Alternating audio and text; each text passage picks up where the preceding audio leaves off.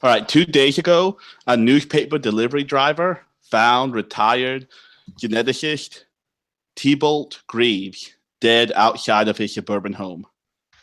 Police found Grieves' girlfriend dead in the house. A detective discovered a hidden lab outfitted with biohazard scrubbers. A CDC specialist found unidentifiable samples that indicated something had gotten loose. When the sun rose, Greaves' body began to smolder and disintegrate. It was another 5 hours before Delta Green got involved. Delta Green is typically an agency that knows what it's getting into before it sends agents. However, they've been caught a little bit off guard by this. So they sit out and found some of the best specialists they could. However, you have next to no time to board your plane and go up to Seattle, Washington. So I'll let you each introduce your character, maybe share how you received this covert message, how going on this mission might affect your life, and how you kind of tiptoe through work and family obligations to make sure that you're on the plane and on this mission. Joe, I'll let you start. Sure. ATF agent Robert James Ellis, who is working out of the Charlotte office of the ATF. He's from South Carolina, so that's in the area. But he was actually working, doing mundane office stuff, which is kind of the worst place for him to be, because that's where everybody notices if he suddenly has to get up and go, which is exactly what he had to do this time. So he faked some gastrointestinal distress to get out of the office. And he does have a good relationship with a couple of his coworkers at the ATF, Fred and George, whom he can't let in on things, but he has a wink, wink, nudge, nudge relationship with them. So he was like, I got to take some time. So that's how he managed to get out of there. However, his supervisor is suspicious when this happens. So we don't know how it's going to play out for him when he comes back to Charlotte. But anyway, that's how he made it to the airport, and he is now on a plane bound for the Pacific Northwest. Awesome. The code name for this mission is Operation Malta, Malta. All right. Let's have Morgan. So I have Gennady Karamov. He's a forensic pathologist. So what you see in the camera view is like these gloved hands with a scalpel cutting into meat, right? And it's bleeding and stuff. And then you hear like that, what's that thing? The Amazon thingy that talks. Says, you have a message. He goes, oh, and you hear him say, oh, read it to me. He goes, it's a night at the opera. You need to go to the airport. And then the camera pulls, I goes, ah, shit. And camera pulls back, and he's actually cutting up a pot roast with a scalpel. He's actually just preparing dinner. So, so then he takes off the surgical gloves and everything, and puts a note on the refrigerator saying, like the cooking time and stuff. And he shoves the pot roast into the refrigerator, and he yells to his wife, like, office called, I have to leave. And he goes to the closet and picks up like a suitcase that's already packed and everything. And then he heads to the airport. All right. Very nice. Frank? All right. So I'm Mitch Cornwell, FBI, and I had done a little bit of undercover work in Detroit, Dearborn area, and kind of met up with a new girl, and kind of as a result of some of that undercover work that went a little bit scary, We sort of formed a relationship, and I was supposed to meet her brother, but in the local kind of trader magazine, I saw the uncanny items in Seattle ad, and I knew I had to bail to Seattle. So I kind of look a little bit like Matthew McConaughey from True Detective towards the end of that series, where he's got the long hair and the biker stash. So looks pretty much like Bad Axe militia, Michigan militia type. And so it looks like I'm heading to Seattle. Nice. Alex? Hi, I am playing Dr. Ellen Langer, who is a CDC crisis manager. She's supposed to be going to her father's retirement party, but instead she is telling her family that there is a hush-hush emergency at the CDC that she has to go take care of, and to not let on to anyone else. And yeah, then she just goes. She is alerted because she got an email that just gave her it was just an email of a plane ticket. All right. And last but not least?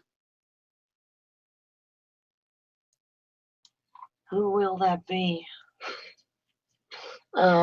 So we see Scott York driving with madman speed through Washington, and he stops with squealing tires close to a flower shop, jumps out, gets a nice bouquet of flowers, throws it into the car, jumps in again, and the mad drive starts again until he finally stops in front of a very nice restaurant.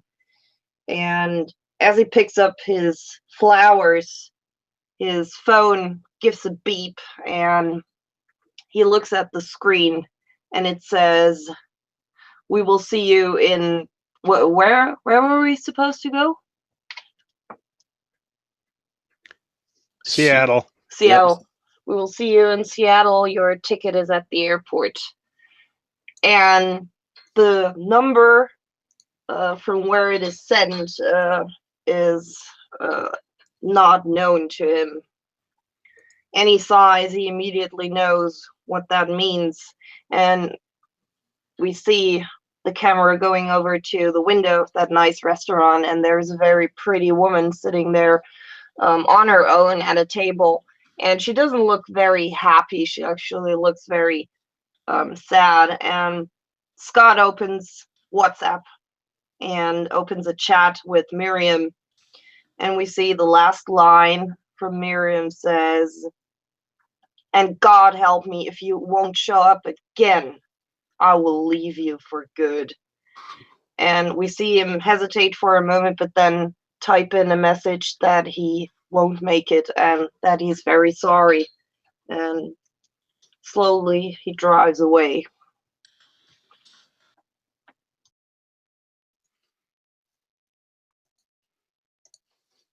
Oh, and he is a CIA agent, a computer scientist. Yeah. Very nice, angry girlfriend. Yeah, no, sad girlfriend, former girlfriend. You played that role very well. Almost like there was some method acting. Right. You'll arrive all in Seattle, and each of you will notice that the small little hospice area where the body had been moved, it's all covered up in plastic and tape, warning people to stay away. That this is a highly contagious area marked up by the CDC. However, you'll realize that there's a little back door that's been propped open for you all to enter. As you enter, you will see a lady. She has brown, tied-up hair, almost like a librarian look, very big, wide-frame glasses, and she is your handler. Her name is Martha Adams. She is a CDC specialist. However, as soon as this sample problem was noticed, she's the person who got sent for control. You are typically aware of being handed a huge file folder full of information. However, each one of you will receive just a single piece of paper that she hands to you with the briefing of what they are aware of what happened. And is Facebook group the best place for me to post this? Like, would all of you be able to pull that up? I can. I can. All right. I'm afraid that screen sharing it will be a little bit small, and maybe even not screen sharing is a little bit small. But as you look at this will be a hour by hour, if not minute by minute account of what they're aware of. You can tell that she rather impatiently hashed this out and lets you know, I apologize. This is rather unprofessional, but for some reason, we were not at all aware of what might be happening in this booming town. Now, all of you are more than trained to do the work that typically our secretaries in the office do. And so I will not stop you from handling any background checks. This is the top mission of Delta Green right now, as well as your contacts from CDC, FBI, CIA. And it should take very little bureaucracy to throw this case on the top. She'll give you some brief information about where the body is. However, this happened so suddenly, there's still some jurisdiction issues with the body. And so she makes sure to mention that it is under secure keep. If you find a way in to check it out, you're free to. However, right now we're not authorized to do any forensic work ourselves. And as she says that, she certainly will take a look at Dr. Karamov, knowing that your specialty is cutting things open. Yeah. Well, I show my big silver suitcase. I did bring my hazmat suit. And she'll say, in time, we might be able to see the body, but I'm afraid that the government often works slower than supernatural terror. So we best not wait to get down to work. Do any of you have any questions? I'm flipping through the information that we've been given, or that one page, and I look up and I say, so if I read this correctly, the CDC wanted to know more than was healthy for every one of us, and now it lost the sample. She will say, the CDC wants to protect people from what might be inside their bodies. They rarely realize that the biggest dangers are often what's outside. Luckily, because of the CDC's quick work, I became aware of this. But the samples, from what I have heard, don't seem to act like normal samples.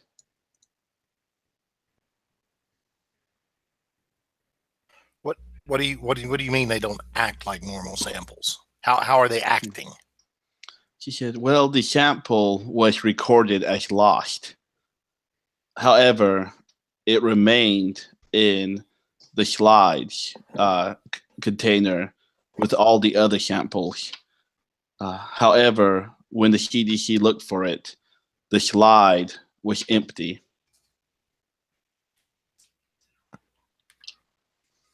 in the wreckage, it was empty. Mhm. Is this in the wreckage of the plane? Based on that now.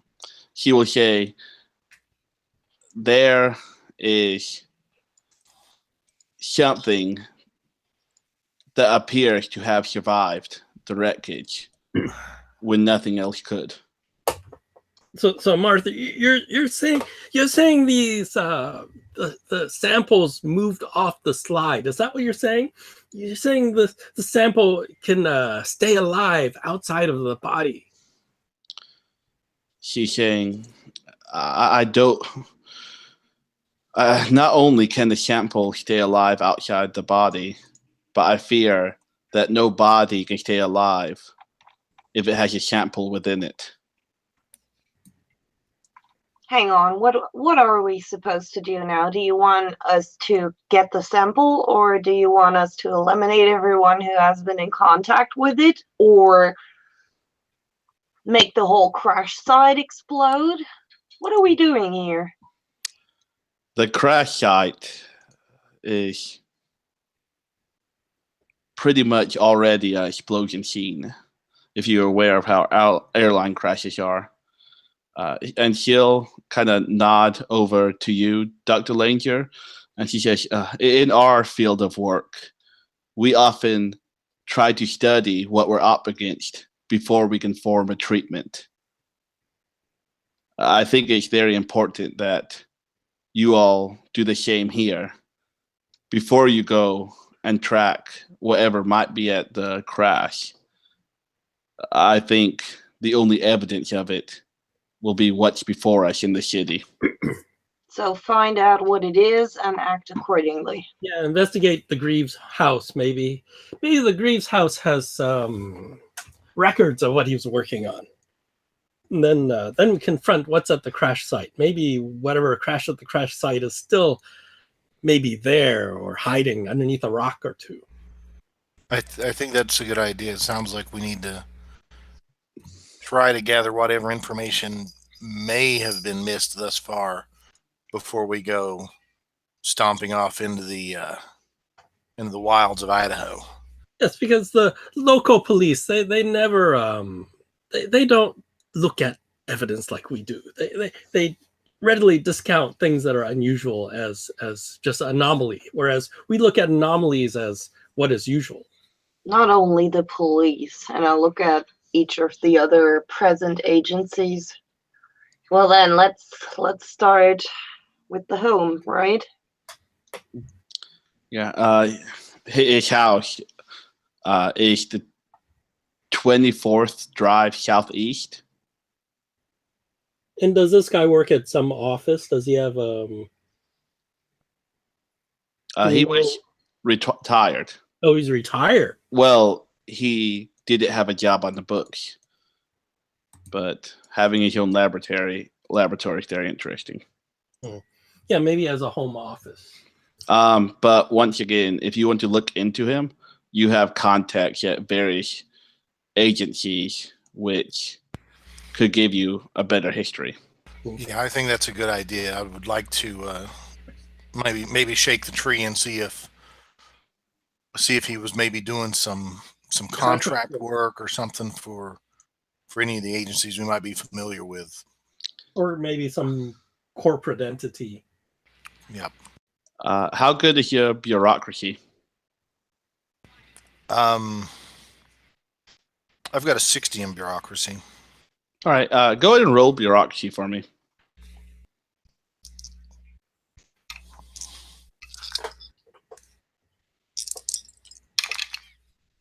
Woohoo! I got a 3. All right, that's pretty good success. Yeah, you actually have a line that you can call directly to get this information. You don't even have to go through your typical secretaries. And almost immediately, you hear typing happen as you say the name. And within the next couple hours, they will send you the information that they have of him. Excellent. So after we finish at the house, remind me, and I'll go back up and give you that Excellent. information. Personally, I'd rather look at the lab. There's more evidence on what's going on, where it happened. The lab is part of the house. Yes, and that's where I want to go. All right. So now that you're all together, how would you like to travel? How many vehicles do you believe that you might have? Standard black SUVs, right? Probably more rental cars. Yeah.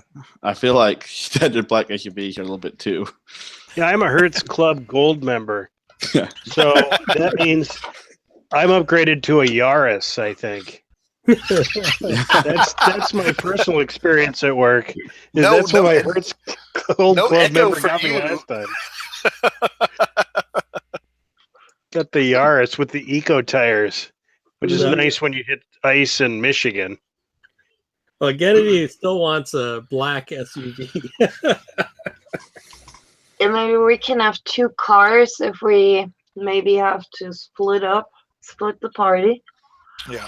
Yeah, We have 2 cars. We can have 1 SUV and 1 Yaris. Well, I gotta say, Ellis has got to get in the Yaris because he's built like a truck anyway. So that would be entertaining. Perfect. So. Yeah, he's gonna have to hold on to his shoes. I think just hunch over, get in there. All right, great. I'll drive the Yaris. I did have a question for Martha Adams, though, about Amanda Griffin, and if she had been vetted. We know her as a girlfriend, but does she have some kind of history of her own besides being a girlfriend? He will let you know that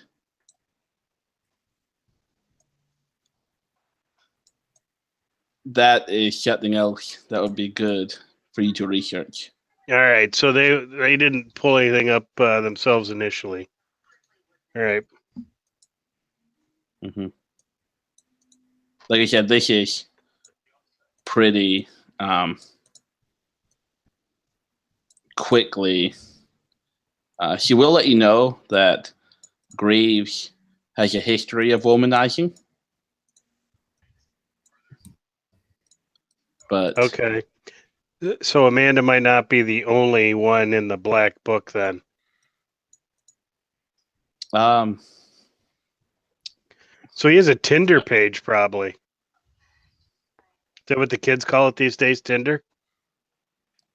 I mean, you can check out Tinder and roll a look to see if you can find him. Or I guess you have a computer scientist. So. But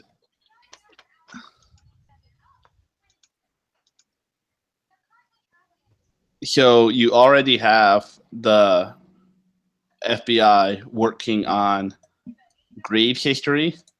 And did you want Griffin's history also coming from them? Yes, please. All right. So if all of you are heading to the house, we can fast forward to this. This is a relatively new house, built within the last score or so. A small 4-bedroom rambler, no basement. It's at the very end of a cul-de-sac surrounded by high evergreen trees. There's a small fenced-in yard in the back, and the back of the house and the houses and the cul-de-sac are surrounded by a green belt and a drainage system.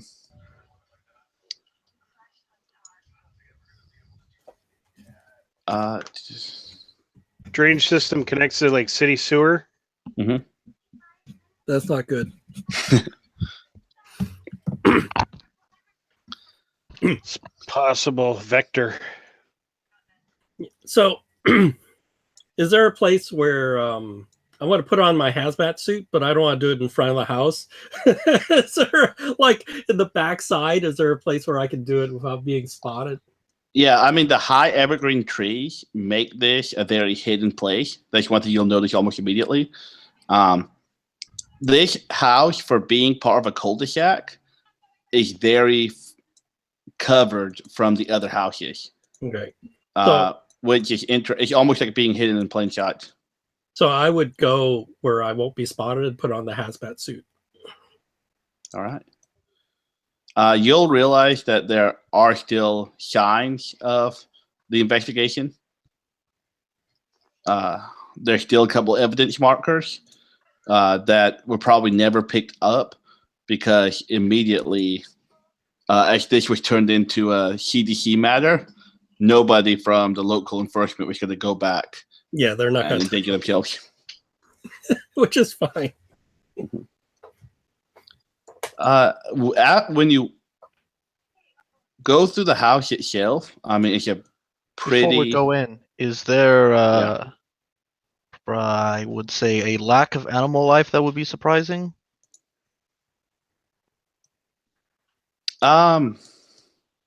Is there animals not around when I would expect there to be?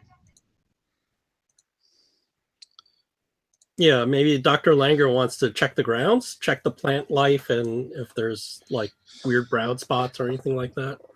Yeah, I'm trying to think of what type of check that would be. Maybe just, I mean, this isn't really directly biology.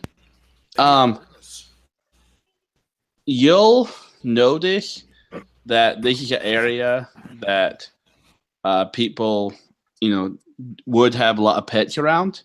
One thing does kind of stand out. There's a lot of crows around, which, being around a dead body is nothing too abnormal. But because of the green belt and some other areas, there are small rodents or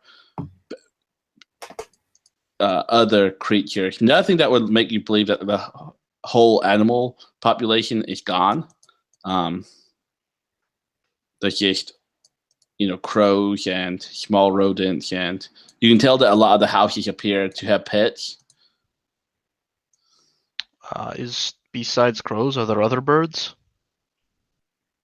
Just the standard birds that would be up in the evergreen trees. All right. So it doesn't look like something might have come by and scared off or killed the animal life. What's your awareness or 50? alertness? 50? 50? No.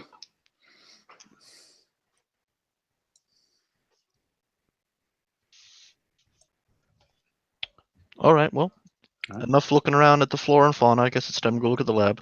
Yeah, so the grass is green in the front yard then, right? Mhm. I mean, it would be green in Seattle ordinarily. Yeah. As you kind of make your way, yeah. I look at my compatriots; they're just in their shoes and everything. I mean, probably not, no. Yeah, I'm going to be on the walkie, so you can let me know how that looks in there. Yeah, I'm wearing a hazmat suit. I don't know about you guys, but I'm ready. Yeah, I'm not going in. Yeah, me neither. I'm waiting for you to You give me the green all, light. yeah, the all clear. I would imagine I would have some kind of protection, if not a straight up hazmat suit. Yeah, I the work way for the CDC. the way supplies work in Delta Green is supplies that you would have, you have. Supplies that you don't have, you don't have. If you might have it, then we'll roll luck to see if you remember to bring it. And then if there's something special that you want brought in from an agency, that should be a bureaucracy roll. Like if you would need a high-powered drone or just a really random specialized item that might be able to be sent from a local military base or something. But yeah, the CDC would have a hazmat suit. Or all of you guys probably would, if you wanted. So the people who aren't gonna go in the house, is there anything in the neighborhood or otherwise that might? Yeah, I think I'm planning on canvassing the neighborhood then. All right. Yeah, that makes sense. See if they heard any weird sounds. If Mitch isn't going inside, then Ellis will. Well, if we all can have a suit, an hazmat suit, then I would go inside because I want to get hold of Mr. G's computer. All right. There's the house itself is relatively clean. It does look too much like a bachelor's pad for someone in their 60s. However, the house itself appears to be pretty cut and dry. You can search his computer and you will find some encrypted files. How high is your computer science or SIGINT? 80. It's porn. It's pornography. Honestly? Yep. At least this computer, the house computer. God. It might be encoded. You might have Is there? Yeah. It's porn. Is there any reference to other computers? Like, does he have a network in his house? This does not appear to be connected to any network. You'll see that he does have a history on some cam sites and other sites, but this is definitely a computer for recreation and pleasure. Okay.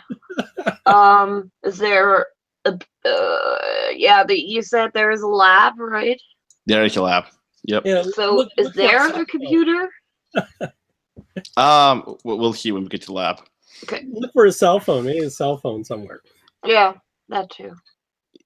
His cell phone probably would have been taken with his body. I'll see if I see anything about it. On the way to the lab, you see that there's tiny malformed footprints that cut an arc from the lab through the furnace closet, down the hallway, and out the front door. And there's still some size comparisons. And the cups are, and the footprints are covered with cups to keep them. These footprints are definitely child-sized. Oh, child size. That doesn't make any sense. Do they look human? They're impartial footprints. They're not, full. They look like it was a dog or something, maybe. Yeah, they're just kind of small footprints. So, Okay. Just at first glance, it would appear to be a child. The lab itself is 8 meters by 4 meters. And it contains hundreds of thousands of dollars of the most modern biological equipment. At least, I think the only person who would want equipment this nice would be Langer.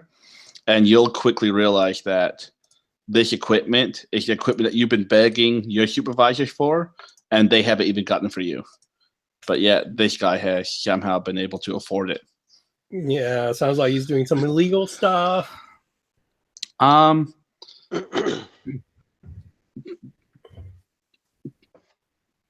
you would also be aware that this lab is close to a biosafety level 4 lab.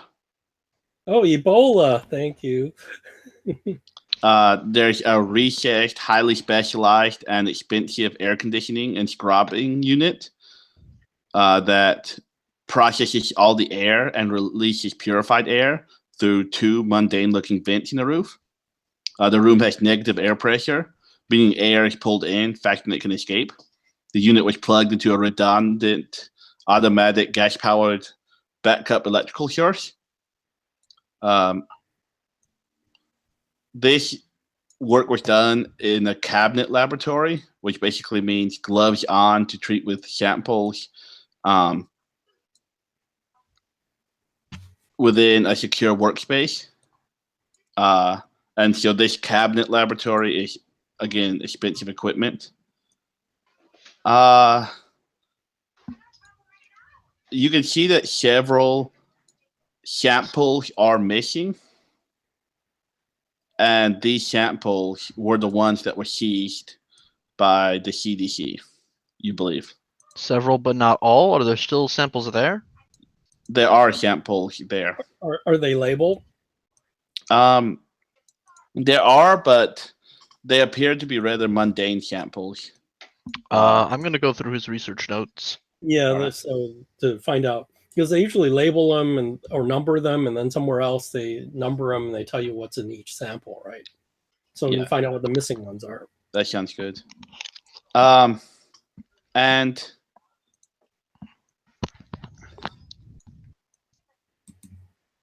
you're going to see that there's evidence marker by a glove, like a medical glove, on the ground. I ignore that and go look for his research notes. All right. And so as you kind of look through the notes, you'll see they're kind of on a desk by a window. And on this window, there's a thin sheen of blood. This cabinet. The other thing I would do is take pictures of the whole room, Mhm. just so that we have a photo recording of everything in case we have to look at the stuff again. I point out the blood to someone else and read the research. You begin looking through notes he takes, and it does appear to be pretty highly encrypted. Through reading the notes, at least right now, you don't see it appears to definitely be encrypted. So you don't know exactly what he was testing. I wouldn't touch the glove, but look at the glove and the evidence marker and try to figure out why they marked this as evidence. All right, so like this cabinet is, one of those things where, you put gloves in and reach in the airlock thing. The thing, okay. Yeah. And upon studying it, you'll realize that it looks like the glove was breached. Okay. Mm-hmm. And so all this is what probably caused the fear that. Can we? I would not touch it with my hands or anything. I would take something to poke at the thing just to see how it was breached. Is it like, did something eat through the glove, or did it, like either acid or a puncture mark or what? What breached the glove? Like whether it's a tear or it got dissolved or. It looks like it was accidentally cut. So kind of just like a cut or a slice. Okay. Yeah, somehow there was just a small hole that was formed in it. And then the other thing to look around is there's chemicals around, right? Because it's a lab, there's chemicals. Like I said, the majority of work would have been done inside of this secure spot. But what type of chemicals are you looking for? See what they're using. The majority of it is just cleaning stuff. And different types of acids and things that can be used to test samples. Okay. But nothing out of the ordinary stands up. So it has the standard hydrochloric acids, sulfuric acid, and things like that. Mm-hmm. Nothing that, like, he has... unusual, right? Yeah. Nothing way out of the normal. Right. Like, his gear is relatively expensive, but all of it is standard laboratory stuff. So that's good news. Good news is whatever it is can be hurt with sulfuric acid and nitric acid and hydrochloric acid. So it's nothing that's immune to that. Because they're using that to I guess, to clean. So did it not work though? And that's why we have an issue? No, I think he accidentally cut his glove and then it went through the glove and somehow attacked him. I doubt he cut his glove. I think whatever he was studying cut his glove. No, somebody with this much of stuff doesn't accidentally cut their glove. But a glove, I mean, this is like some sort of microbes, right? How would it cut a glove? and you're already doubting possible options.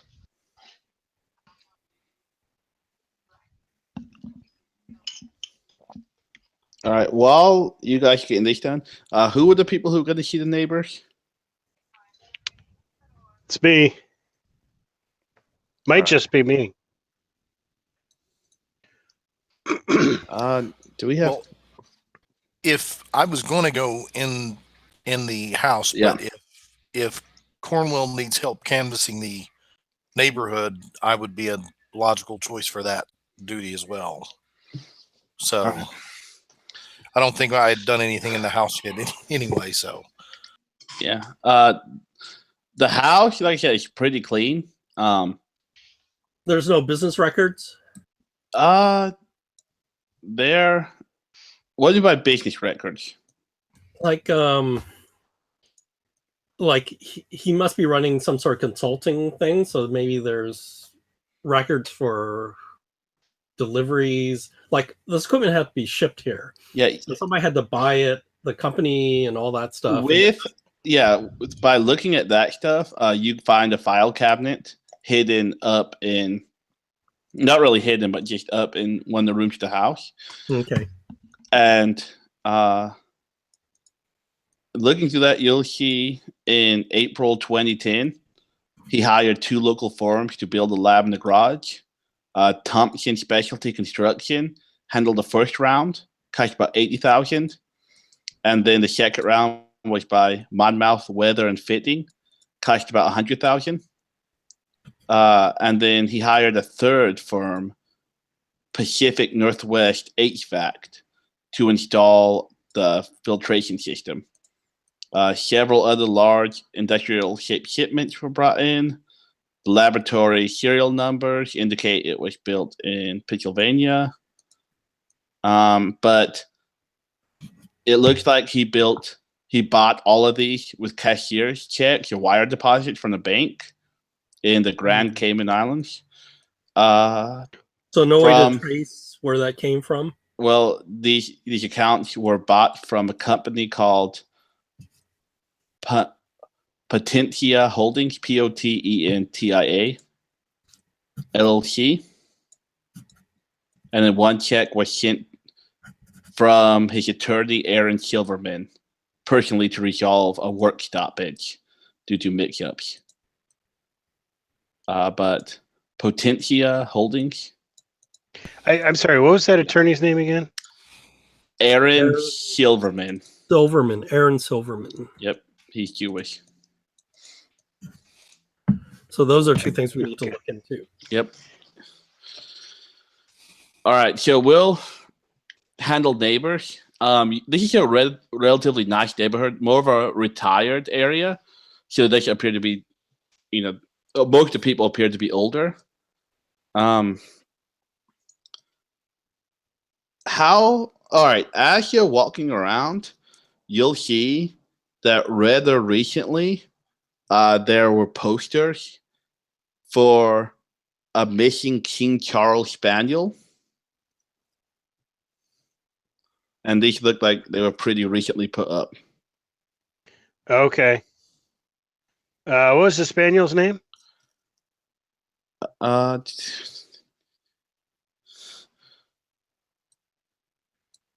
Henry. All right. Yeah, so I'll go ahead and put my hair up into my FBI cap, so I don't have my long hair rocking. The mustache is gonna be bad enough. And I'll throw on an FBI windbreaker.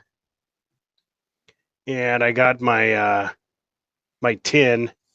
So yeah, so I'll just hit the first house nearby, the closest house. Start with that. All right. Yeah, this will be an older lady will open the door. She kind of like slowly, it takes a while to get to the door, and you see that she kind of peeks through the little side window. Who is it? She'll say after seeing your FBI. Sure. Here. Yep. Mitch Cornwell of the FBI, ma'am. We're interested in talking to you about one of your neighbors. I don't know if you know, but unfortunately, he's not with us any longer. She opened the door. She said, "Oh, I saw all the cars and police. I hope that he was all right. I hope it wasn't violent." Yeah, as you can imagine, I can't comment too much on that. But I am curious about any information you might have. Any information you might have would be extremely valuable to us at the FBI. She says, "Well, I've been living here for quite a while." That's why I came here first. I expect that you would have the best information of anybody in the neighborhood. Yeah, you're definitely winning her over with that. Oh, yeah, because nobody gives a shit about her. And she said, "Well, for a while there were some complaints.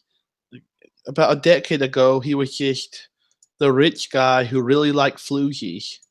He was bringing home escorts and strippers, and you can tell that he's kind of like shaking a little bit, and you see a Church of Latter-day Saints. You can tell he's Mormon, so this makes it even more uncomfortable. Oh, boy. But however, since she settled down with Griffin the past couple of years, a lot calmed down. But lately, he seemed a little bit lost and frightened. Oh, what makes you say that? He just would often just hurry inside and lock the door. He stopped going on jogs. Like, this is a very safe neighborhood, and yet he always appeared to be a little uptight. Yeah, you're very perceptive. Yeah, she'll think- say. I I think think. you've really caught on to something here.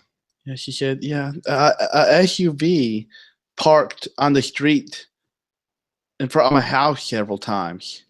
It was a big SUV with tinted windows, and you know that means something's up. And they appeared to park and watching toward this house. One day when I went out to get the mail, I approached them to see if they needed help, but when they saw me coming, they drove away. Yeah, that's very interesting. What's her name? What was her name? This lady, Elizabeth McReady, Okay. she said, I called the police, but they said he was some type of private investigator and that he was allowed to be in the area. However, where he was parking was public property. Oh, how did they know he was a private investigator? Did you get the license plate of the SUV? Yeah, license plate. Yeah, and was that a local license plate, Washington State plate? It was. Okay, and then do you still have that number written down? I bet a clever person like yourself, Mrs. McReady, would still have that number. Yeah, she will kind of run inside and pull out kind of like a scribbled prayer journal, and on the bottom she kind of rip it out and hand it to you. Okay. And on the back side of the rip, it's just like prayer request she has because she wrote it on the other side of the paper. Oh, okay. Okay, great. I'll copy the number down so she can hold on to this prayer request because this is very important. I don't want these people to go without your prayers, Mrs. McReady. And then did they tell you who the private investigator, what his name was? She said, no. They just let me know that these investigators are allowed to park in public property if they've been hired. Well, that's true. It's true, but you were wise to check on all that. You're certainly a credit to your country, Mrs. McReady. She'll smile and say, the kingdom I'm building is not of this world. No, but this world could certainly use all the help it can get, though, I think. Yep. And then, Mrs. McReady, is there anything else you can think of that I should know about that you haven't told me already? Uh, um,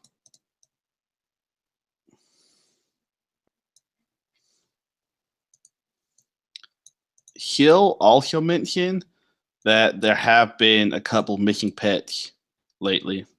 A couple. I saw a poster for Henry. He looked like a fine dog. Yeah, okay. Yes, and then Muffin. He's more of an alley cat, but he hasn't come around lately. Yeah. Okay. Do you have a guess about how long those pets have been missing? She'll say just a couple of days. Once you got to be reminded.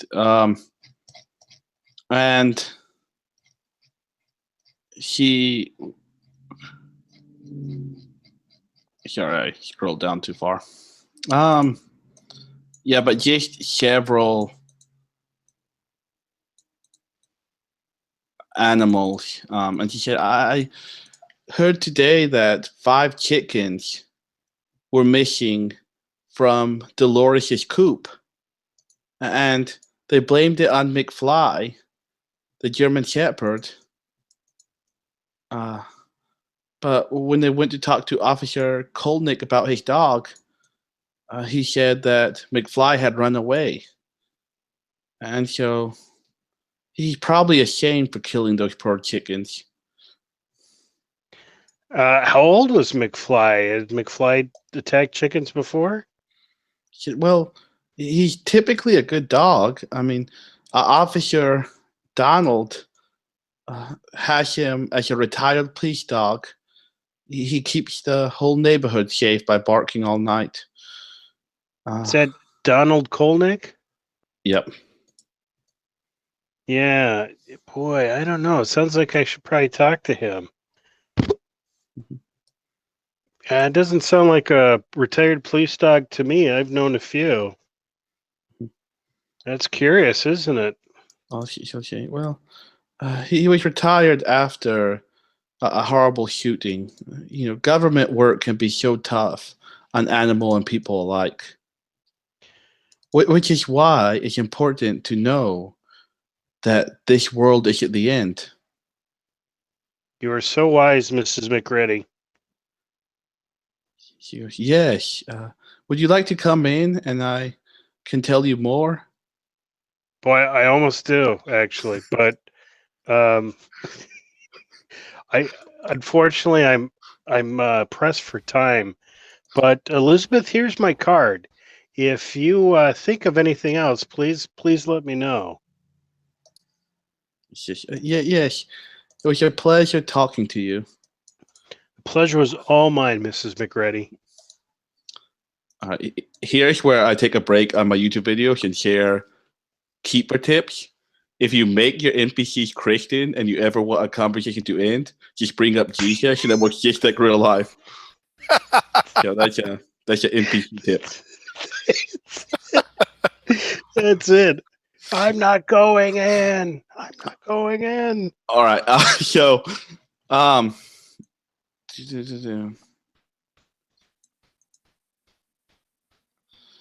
With all of that, you will receive this beep on your phone that signals you received your email back about the people you looked into. Okay, for Greaves and Griffin. Yep, Greaves.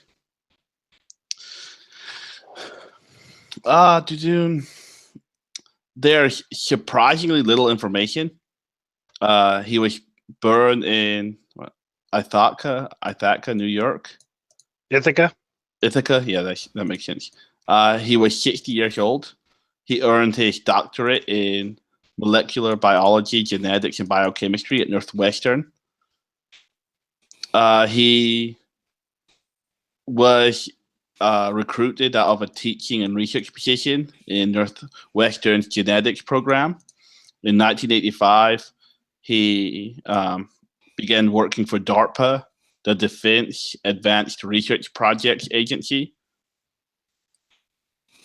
He worked for DARPA from 1985 to 2001.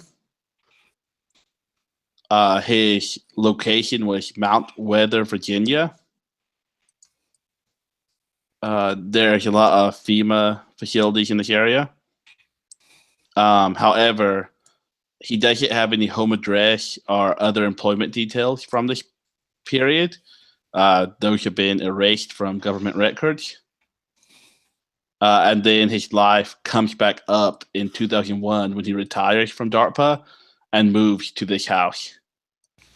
He filed a patent for a blood typing process called anti-ABD.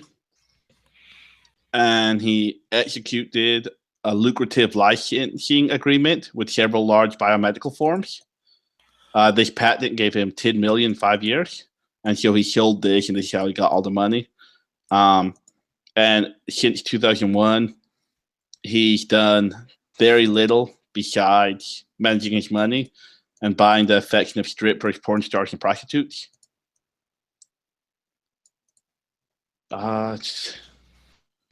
Griffin.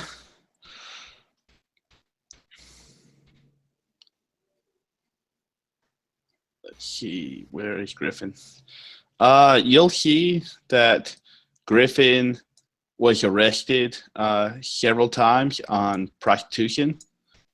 The very first police record was in 2000.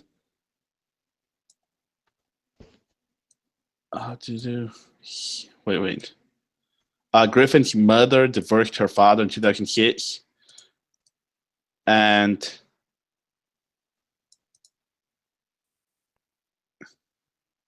took up and married a trucker with a history of sexual assault. You'll see that Griffin was a stripper in the area, but he was able to retire from that position once he met Grieves. And even though they never got married, it appears that he kind of became his sort of common law wife. Yeah. What years are we playing? Present day, or is this like 2000? Present day. Oh, I think maybe a little bit earlier. I need to find out when this. I mean, this has to be released fairly recently, but let's see. I mean, we're playing just about modern day because I have history up to like. So he's been basically just having hookers and stuff for 17 years. Well, then he met Griffin in 2009. Oh, 2009. Yeah, so the past 10 years or so, like 6 years, almost decade, he's with her. But so it doesn't look like he's doing any work. He was just collecting money, and then suddenly he has this lab. Mm-hmm. Yeah, one interesting is the very last thing. There was her stepfather, Emil Artensia. You'll see that there was a anonymous call on him. Oh, what the crap? Sorry, I just read it and I hadn't seen the end.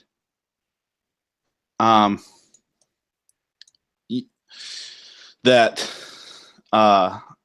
there was a dispute between Grieves and Artensia. So basically, her mother's boyfriend and Grieves had gotten into a fight. However, it was never pursued past than just a domestic disturbance. Yeah. Mhm.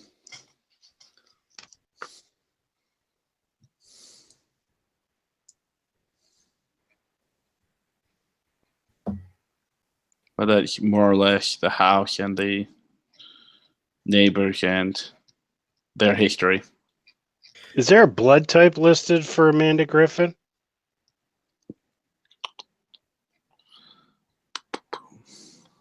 Yeah, does that match? Like, can we swab the window, find out whose blood that is? Uh,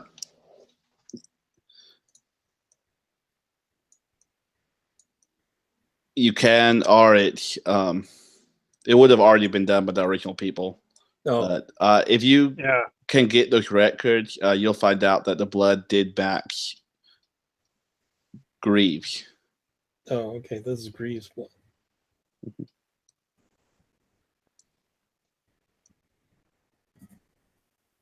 So with the blood, did it look like it was splattered on there or something? Like threw up on the window, or More just like a little tiny streak, like a Oh, it's small just a like streak. pinprick, okay, so it's like like a little sheen. You can basically just tell that a little bit was wiped. Which Okay. it would make sense having the forensic person there. It would kind of look like if he was pricked in the finger, like the hole showed, and then Yeah. kind of put his hand against it. Mhm. Like Just in that the- slight sheen. Yeah, Okay, okay. that just farther shows that it was just holding the glove. Okay. Are there receipts for samples or biological samples delivered to this address? You only find receipts for the The building. building. And then would you have tried to check the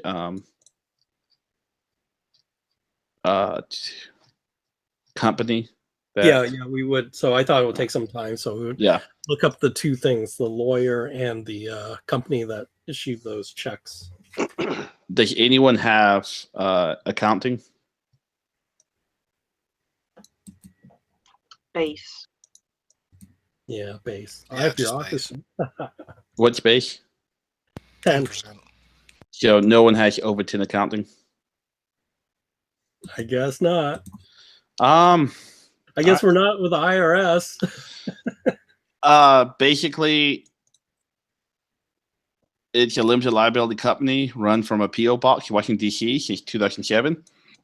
It has a single employee, Aaron Silverman, listed as president. Oh, so it's from the lawyer. Silverman lives in Washington D.C. He collects an annual salary of $1, but files paperwork like clockwork. Yeah. All you guys can roll accounting. Sounds like a fake guy to me. Nope. 07, I made it. Good for you. All right. I missed it pretty bad.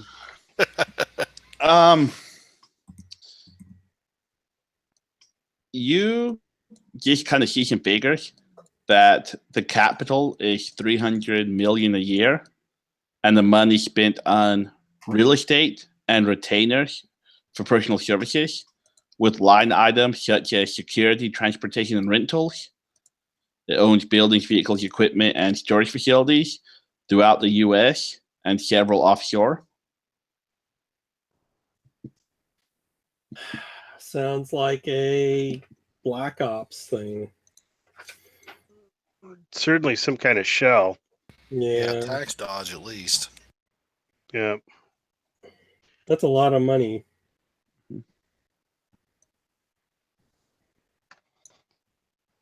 Yeah, for one employee.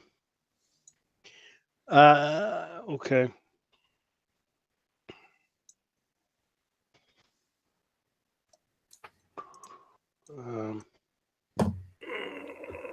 Might be majestic.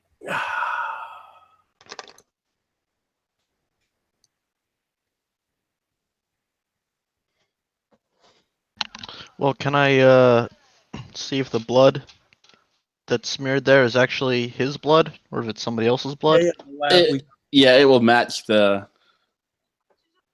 From the lab report, it did match his blood. So do we compare notes now? I guess we all have walkie-talkies and stuff, right? Or Yeah. headsets. To avoid redundancy, basically, I'll say that you share everything you found. Yeah, yeah, and I don't know. Did we kind of sort of do our canvas? Do you think, Josh? Or Yeah, I mean, instead of making you talk to 8 people, So what I'm one, but so Kennedy's worried, like, what I think, what bugs me is all these animals disappearing, and there's all these crows that had feasted on the body. I think they're infection vector. I think we need to poison all the birds. Yeah. Actually, Josh, I'd go looking for Donald Kolnick, Officer Kolnick. all right. Yeah, I'm gonna approach him pretty sympathetically about his dog. Mhm. Yeah. And the other thing I think, these animals, they're all missing, I really think that sewer drain makes you worry. Like, maybe we need to do some spelunking. Good God. I want to have the house searched for pet dander. This man didn't have a pet, so there shouldn't be any in here. And if there are, I think he was kidnapping them. These animals seem to go missing after his death. Yeah. Oh, well, then never mind. So the disappearances started roughly 3 days ago. Yeah, after the birds pecked on the body, and then maybe the birds. Yeah, now we got to get to poisoning the birds. That's absolutely the first thing I want to do. All right. All right. So, what's your plan to poison them? Call somebody. Call somebody. All right. So I just want to get one of the crows captured alive if possible and poison the rest. All right. How are you gonna try to capture a crow? I'm gonna call somebody to do that. All right. Well, yeah, maybe we can get like a tranquilizer rifle and just shoot a couple first and throw them in a cage. Yeah. As a biologist and not a professional bird catcher, I call someone else to do it. Yeah. You would know that. They'll let you know that there's a couple different ways to kill. Well, and I don't think like crows are considered pests, and so mass killing probably isn't what they want. But they will let you know that there are that they can set up some crow catchers, which are basically cages that crows can get baited into flying into, and then they can't fly out of. Yeah, we're just afraid they're a vector. So even if these people we hire, quote unquote, relocate these birds, that's a really bad idea. We basically really want to eliminate them on our side. We probably won't tell them that, but You tell me you're gonna test them. Yeah, we'll tell them we have to test them. That's a good idea. Well, We have to do a DNA test on them. the easiest thing to say is it's standard procedure. If they don't know it's standard procedure, it is. There's a contamination. We got to study all the birds in the area. Right. Yeah. This is a CDC scene as far as CDC. they know. I'm gonna flash my badge around, guys. Look, CDC. Capture Just bird. routine. Just routine. Just routine. Absolutely. They'll set up a few crow catchers. Crows are most active typically during the dawn or dusk, and so that's when they'll have the best chance catching. Okay, so we should set that up. I will tell them that that's not good enough. They need to capture them. They need to capture at least one or two for testing right now. The guy will just shake his head at your big wicked. This is an older guy, like 40 or 50, more mumbling, and you just kind of hear him curse you about not knowing anything about animals. Oh, we could shoot one or two, and then we could examine the dead bird. I mean, I'm throwing around a CDC badge, and he's just gonna backtalk me. I call a supervisor. Yeah, you call, and the guy who you're trying to call on his cell phone begins ringing. It's probably not a real big outfit. Yeah, it's yeah. He's not about to capture birds by hand. Like you could try to take a shot at one if you wanted. Yeah, we tell them they may be diseased. We don't want them to touch them at all by hand. Yeah. Ellis is going to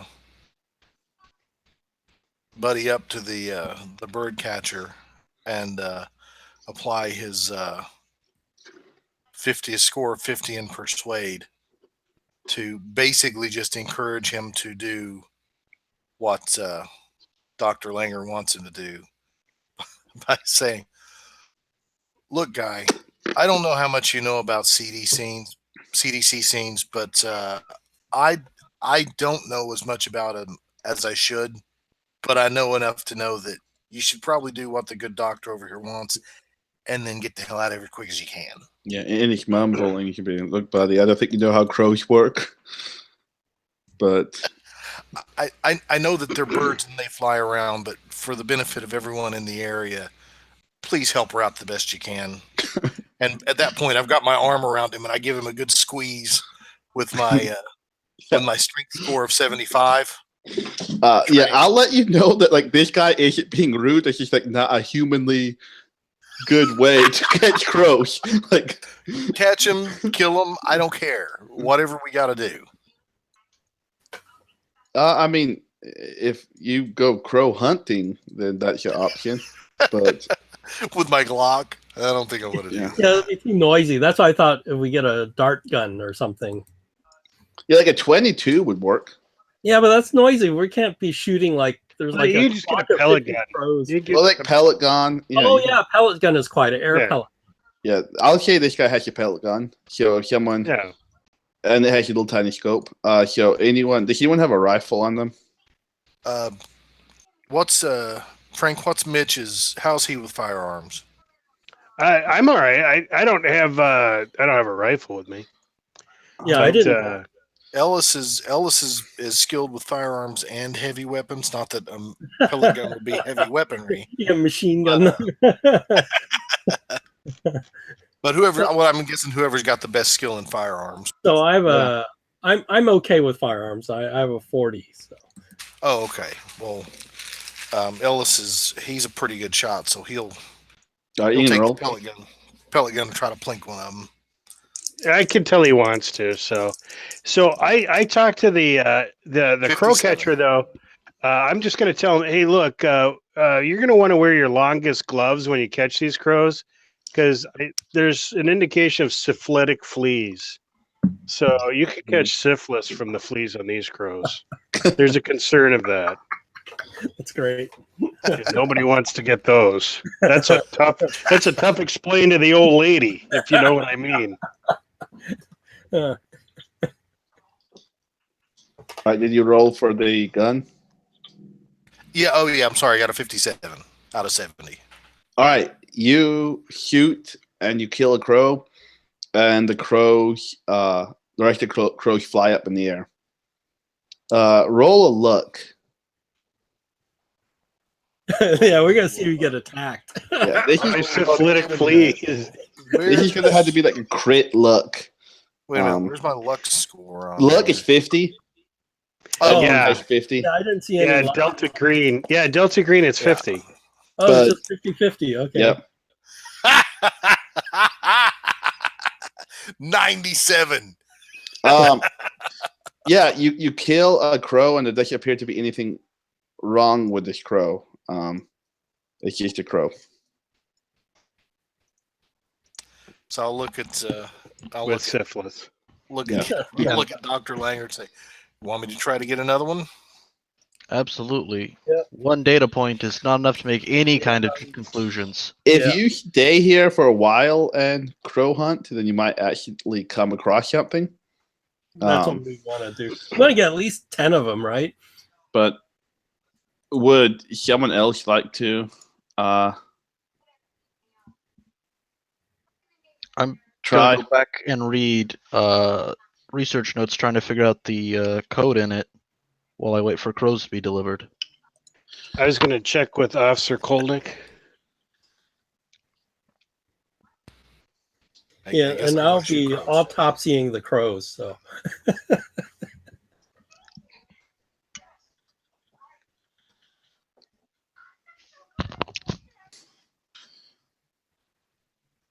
So yeah, you'll see.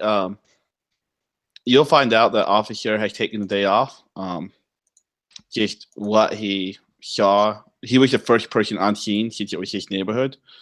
We should and talk to, yeah, and so he'll see FBI, and you can tell that he's just in kind of like a wife beater and sweatpants. And then when he sees FBI, he'll like stand up and look more professional. Comes to attention.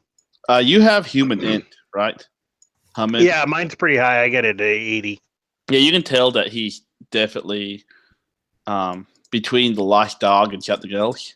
He's not in a good. yeah, Yeah, so we may want to get a blood sample. All right. blood sample, stool sample, urine sample. We'll just take it shorts. Yeah, he'll let you know that all the officers who investigated have spent the past day or two under confinement because they were afraid that something would get out, and he blames the dog running away for him not being home and being here to feed it because no one was here to take care of the dog while he was gone. Yeah, okay, yeah, and then I'm going to reassure him though that he has a well-trained dog, and dogs get hungry, and that's not long enough to defeat the training. I don't think. Like, I don't believe his dog is capable of that, and capable of what? Of just running away. I think there's maybe more to this story, Officer Kolnick. He'll take you outside and point to where the dog actually chewed through the fence to get out. Okay, so and so we're talking about a chain link fence, probably. Whatever makes sense that dog can chew through. Definitely, he out of hunger, he thinks the dog left to get food. Well, I saw it happen in the movie The Thing. So, or that might be my past history of my character. I'm not sure, but okay. Well, I mean that is possible, but how long did you leave the dog for, though? It was almost just a matter of hours. It was hours. almost 2 days. Well, a day and a half about, because since he was around the body, they had him quarantined. Yeah. I tell you on the headset, tell him if the dog comes back, don't touch it. And you can give us a call. Yeah, here's the problem is if the dog comes back, we killed a crow in that guy's yard, Tibalt Grieves' yard. It had a bubonic plague rating on it. Not a real high, but high enough that there's some concern that there could be some fleas carrying bubonic plague. Yeah, when you mention crows, his eyes kind of get big, and he says that the crows were eating the poor guy. Yeah, that's a little unusual, isn't it, Don? I mean, I've never seen that happen that quickly before, in a driveway like this. Okay, I don't know. He was already blown apart, and the crows were eating him. And do you see any other animals around there? What about that spaniel Henry? Okay. Well, Henry was always a good dog. King Charles Spaniel, those things cost a fortune.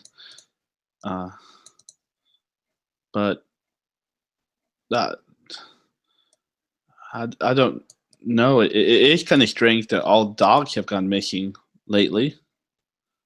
Yeah, I think that's pretty unusual, and sometimes the plague can do strange things to animals.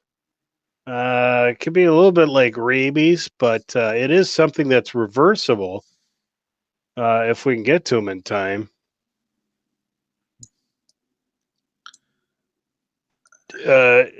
So you haven't seen your dog at all then, Don, since he ran away?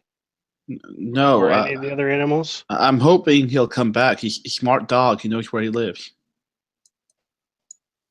This house is on 121st Street. And just to remind you, the Grieves house was on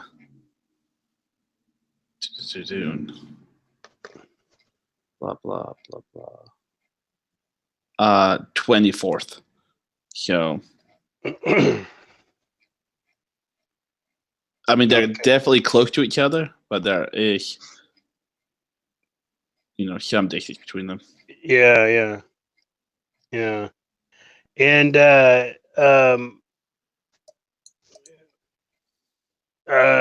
you know about the chickens that disappeared? Okay, well, they said it was McKee, but if he was hungry, I don't blame him. I'll pay for the chickens. Well, I don't think it was, though. Do you? He ate like a horse. I don't know. It could have been him.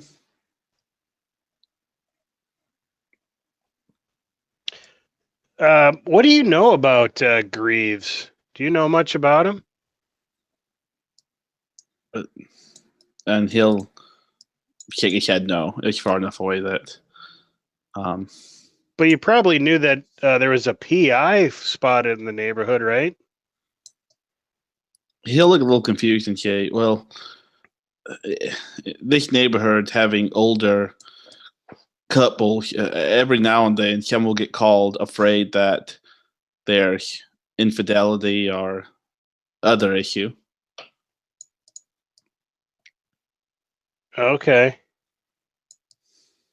All right. But Greaves wasn't married. So I don't know why you would have a PI investigating him for that. Yeah, he's not aware of, Yeah. Okay. private investigating. It's just a normal enough issue that. Not ringing any bells for him. Mm-hmm. All right.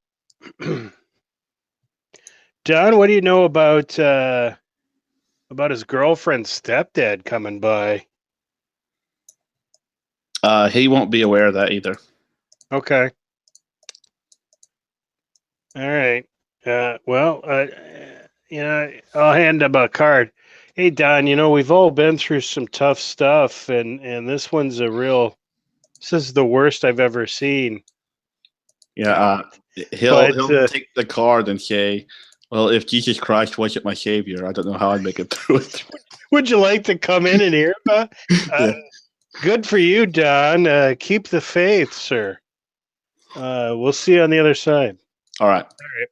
By this time, I'll say that you have a nice little arsenal of crows now. And definitely make sure that the bodies are put on a plastic or something so that if something comes out of it, it get held. Yeah, most of them are normal. But one of these you get, your knife kind of hits something kind of strange. And you see that this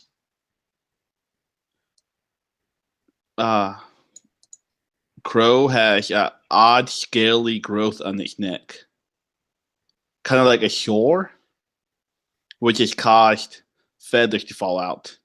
And instead, there are these scaly extrusions. Oh, that's unusual. Yeah, roll a sanity.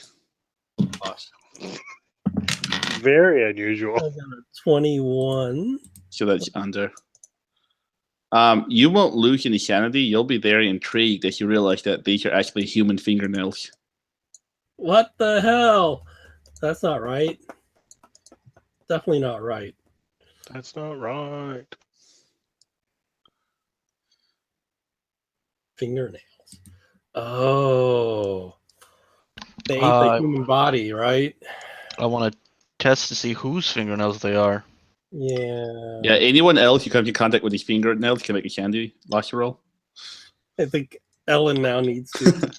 I mean, if I'm warned ahead of time, will I want to just be like, oh, well, that's kind of. Like, I don't believe. Ah! I got 17.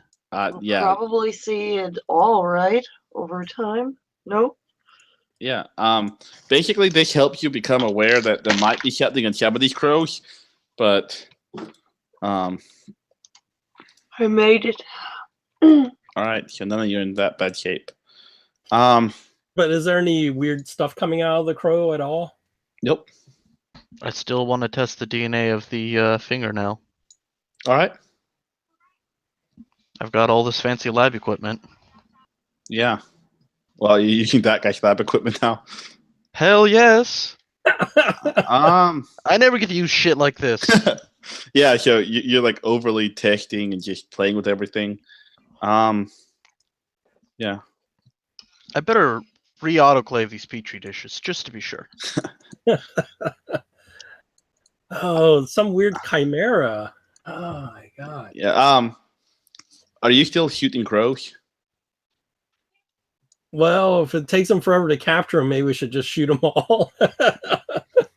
One crow kind of stands out. You see it's flying clumsily. It's more infected. Mm-hmm. And so I'll say that you're able to kill it. I'll give you +20 anyway. And as you walk over to pick it up,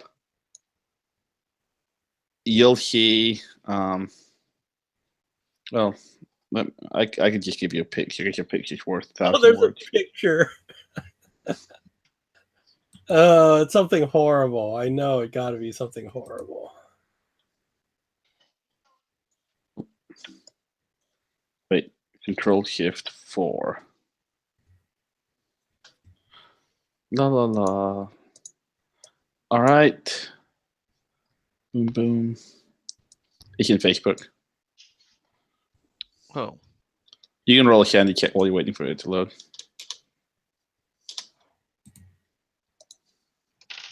It's not. I don't see it yet.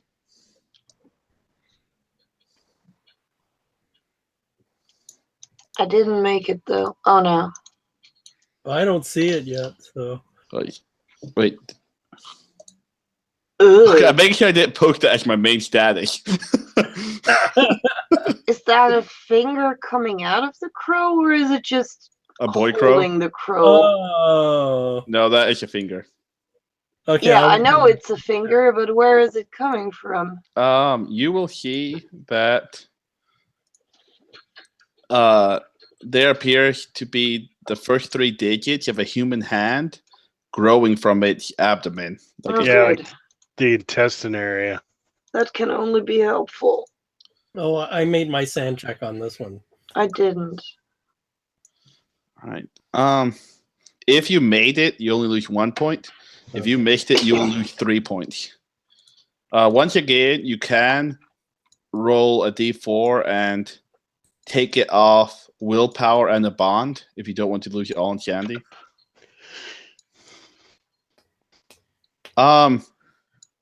Do you want to run DNA in the finger also? I mean, sure, might as well. All right. Did you roll Sandy for seeing the finger? I did, so I lost 1 point. All right, you lost 1. There's unidentifiable biological matter with DNA in it, and you realize that getting the DNA might not be good, but you can run fingerprints. Even worse. Let's do it. And after a while, you'll see that these match Lieutenant Daniel Ulee, Ulee. He was in the U.S. Air Force, but he died in 1992 during a training exercise. What? Did he Well, that's really? unexpected.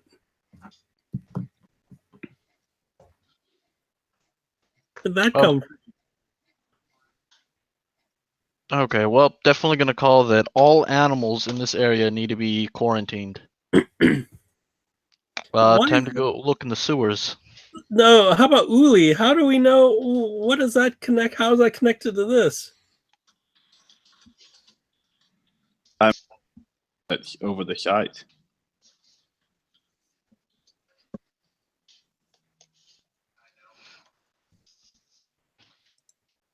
I just don't get it.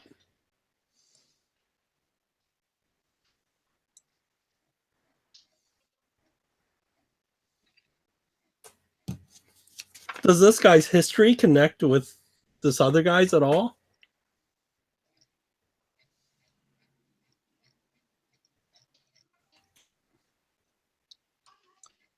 Not. I mean, no.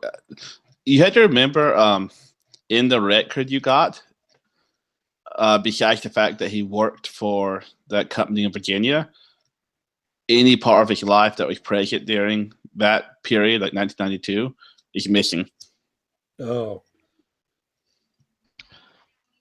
Yeah, and I'm interested in that too, but definitely the first thing Dr. Langer does is call and say the whole area needs to be quarantined. yeah, that makes sense.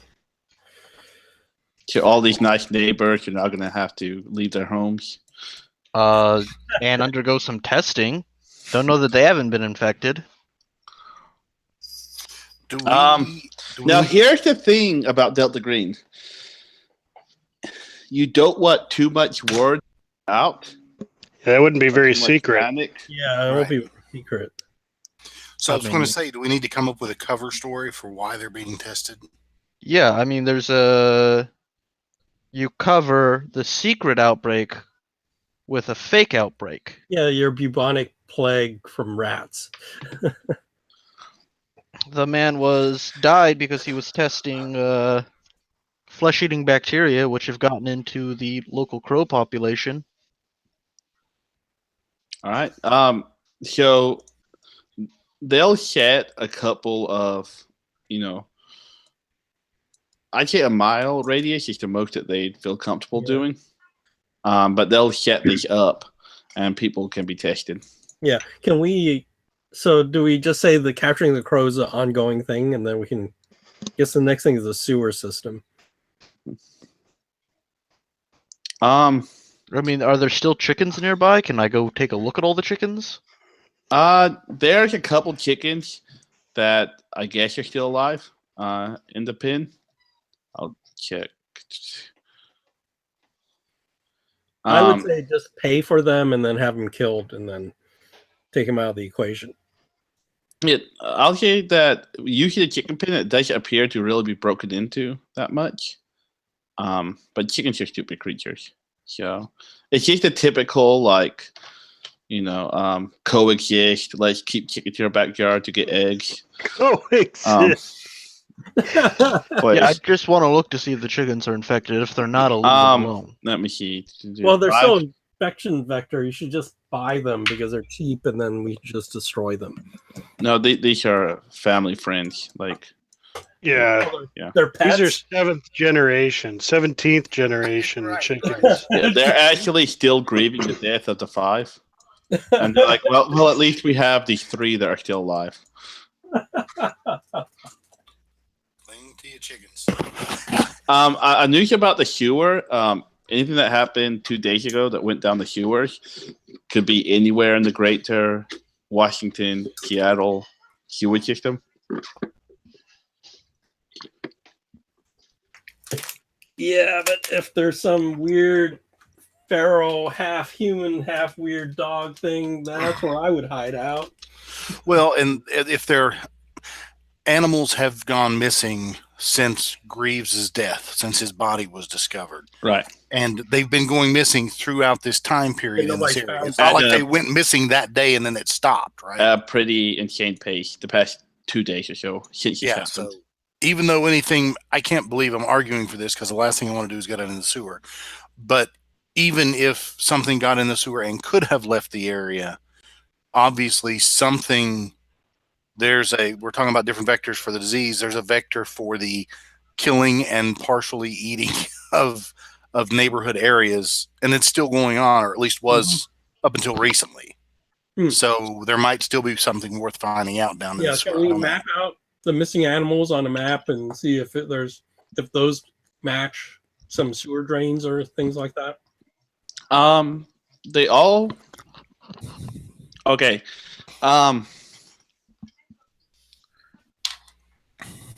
The animals you realize have slowly taken a larger and larger radius that are missing. So they began with, the King Charles Spaniel right in that part, and then slowly expanded to 26th Street with another missing collie, 28th Street with the chickens, 121st with McFly, 2 cats at 122nd. Oh, it may not be the sewer. They're just going above ground and infecting each other.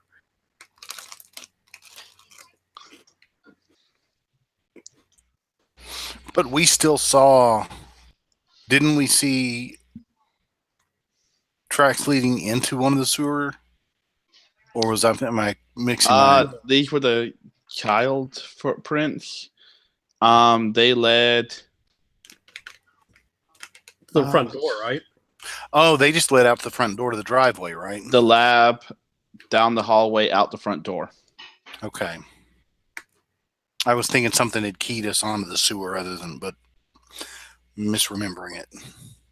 All right. About this time, you'll get research about the law firm, Marcus, Silverman, and Green. This is in Washington, D.C.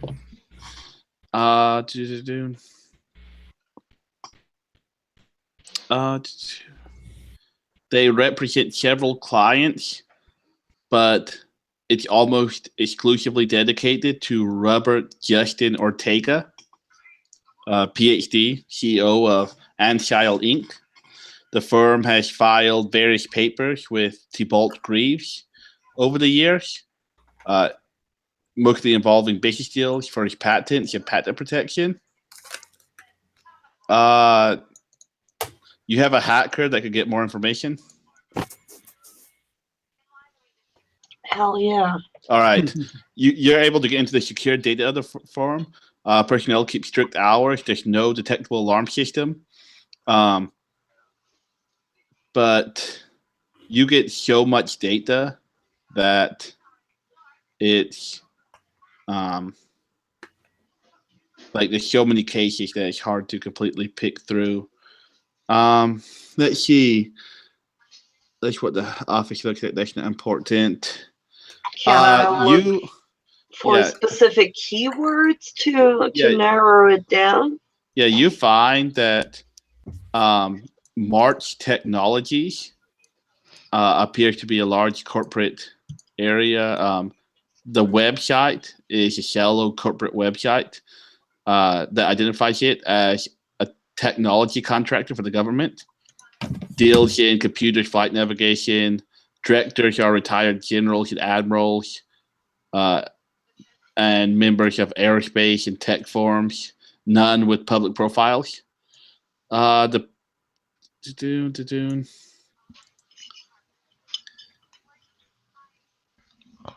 This paperwork takes a little bit of time to go through, but we don't have time. So basically, you'll find you'll be able to place Dr. Grieves, a man named Justin Croft, and Robert Ortega in a small town in Upperville, Virginia in the 1980s. Doing what?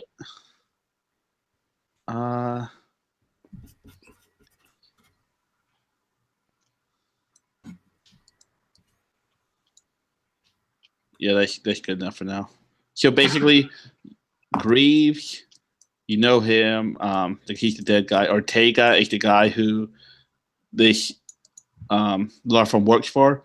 Justin Croft, you know nothing about.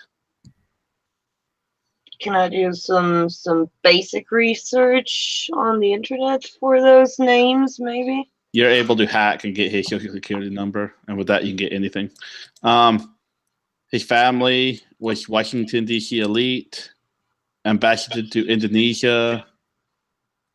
His past becomes murky in the 70s and 80s, director of a few high-earning but small defense contract companies in Maryland. 2 large purchases in Croft's name by this law firm. They bought 27 lots of land, parking lots, a mall, other real estate areas. One of these is a storage facility in Jordan Springs, Virginia. Can we call someone else in Delta Green to go look at that storage facility?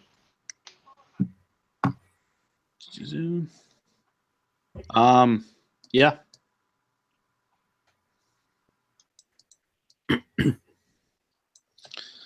We're just gonna play this out with unnamed Delta Green agents, but let's just say random Delta Green agents. You're gonna see this storage facility. Covers 5 acres.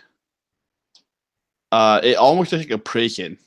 It's just high walls, white pristine, climate controlled storage lockers, 6-meter razor wire fences with cameras, ground sensors detecting vehicles and utility road.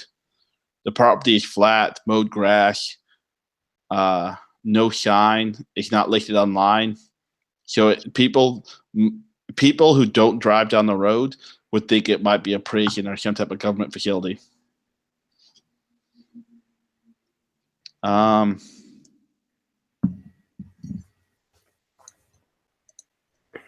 Plenty of security guards. Would you like your Delta Green agents that you see on this mission to do anything else, or just is looking enough? I mean, can they look inside, find what's in it? You're not going to be able to get bureaucracy to go inside. The only way in is athletics over The private facility. Yep. We're talking breach. Mm-hmm. I mean, I'm definitely fine with somebody breaching, clearing their way in. All right, I'll pull out a random character sheet I have. One Mr. Daniel McMorty. This guy's fairly athletic. He's a security contractor. Is he stealthy? This guy's fairly athletic. He's a security. Yeah. He has 60 athletics, 70 stealth. Yeah, send the sneaky guy in. Morgan, roll athletics. 51. All right, that's good enough. So he'll be able to get over the razor wire without cutting himself. Roll a stealth. 29. All right. I rolled 3 for alertness of a guard. Oh, they caught him. Wow. Or they noticed him. Make a luck roll. 46. Hey. All right. The guard doesn't really catch on. So the disturbance is going to be called in, but you know the head of security doesn't push it any farther. So you guys in. There's all of these sheds.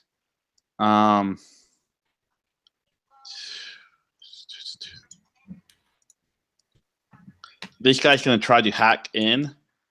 This guy has no computer skills, though. So it's going to begin popping up in large letters. Warning, scan failed. Warning. And then he's going to try again. And this is going to cause the insurance policy to be going through. Mr. McMorty is not going to be that happy. So we go back to your agents, and the next morning, as you're all enjoying coffee at your hotel or Airbnb, wherever you stayed, you'll see that a huge explosion makes national news. At that location? Yep. FBI reports that it was a terrorist stockpile of explosives meant for Washington, D.C.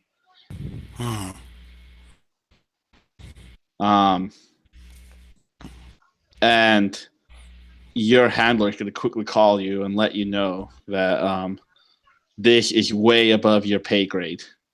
Oh, we're just eating crow, sir. We're just eating crow.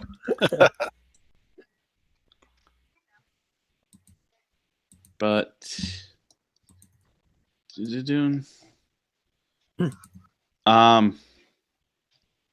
yeah, there appeared to be a insurance policy that this thing will self-destruct.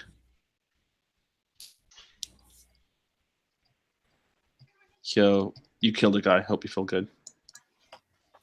Well, whatever was there is not Well, there anymore. sanity? So there's at least that. No, I mean, if you were friends with this guy, I guess you could. But Well, but we killed him. I mean, well, you know what? If It was his fault. if you got your character out of this folder that this guy was in, I'll make you roll Shandy, because I'll say these people went on missions. So Palmer, Kurtz, Cornwell, Komarov, Heel, and Okay. McMorty. So No, McWarty. Komarov. Oh, I failed my sand check. Okay, I got a Alright. buddy. What do I lose? Let me roll my D30. I don't have normal dice, so I had to roll Yahtzee dice. So I rolled a 29 and a D30. So you're gonna lose 6 sanity. Okay. Now you can spend willpower and you roll a D4 and take that much off willpower and one of your bonds if you don't want to lose 6 whole points. I'll lose the 6 points. All right, but Wow, must be nice. Yeah. Being able to lose 6 points of sanity. Well, I had 2 more and I hit my breaking point. So you want to do that. And along with that call, you'll see that the issue with the who can see the body is still at a high, but he's been able to arrange a private meeting with the head coroner to at least get you guys in and see Griffin's body. I'm wondering about the animals in the neighborhood. It looks like it's spreading in a bigger and bigger radius. Do we need to capture people's pets and stuff in the whole neighborhood area? It's just like National Treasure Pet Edition. You got to capture the pets before the thing gets your pet.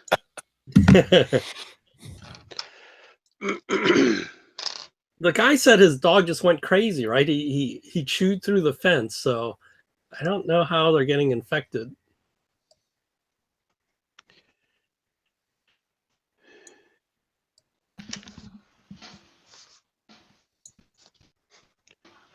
I might be prophetic with my flea theory.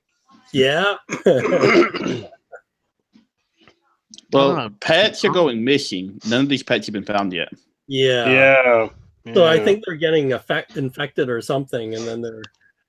You know, I think we should get our bait guy back out. What do you guys think? Let's get our bait guy out to catch some of these neighborhood pets. Well, I have a question for you. If we didn't kill a crow that's growing a hand, would it continue to grow a person out of it? When does it stop growing? Oh. I don't think there's enough evidence in crows growing body parts to get a hypothesis in that. That's right. Yeah, I was like, a what? A hand? I I don't know. probably didn't hear you correctly. Yeah. I'm gonna go over here. Not roll sanity. So here's a thought.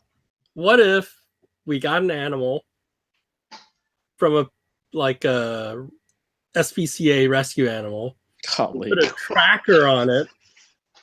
We put a tracker on it, and we put it within this radius, and see where it goes. Actually, that's a good question. Do any of these missing pets have trackers? You can roll luck.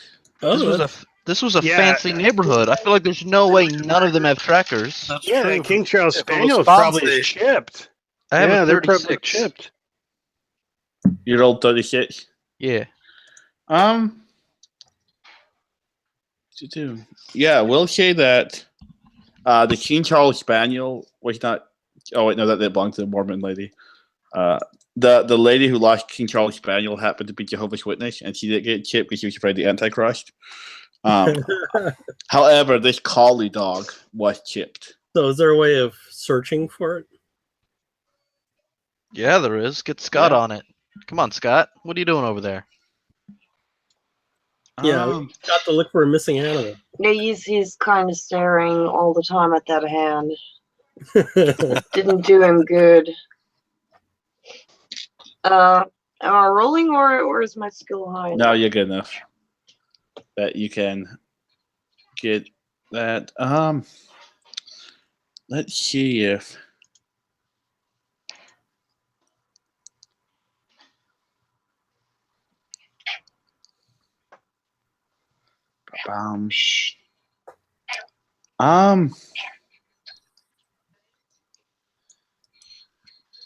You'll see way back in the Greenway, in the forest,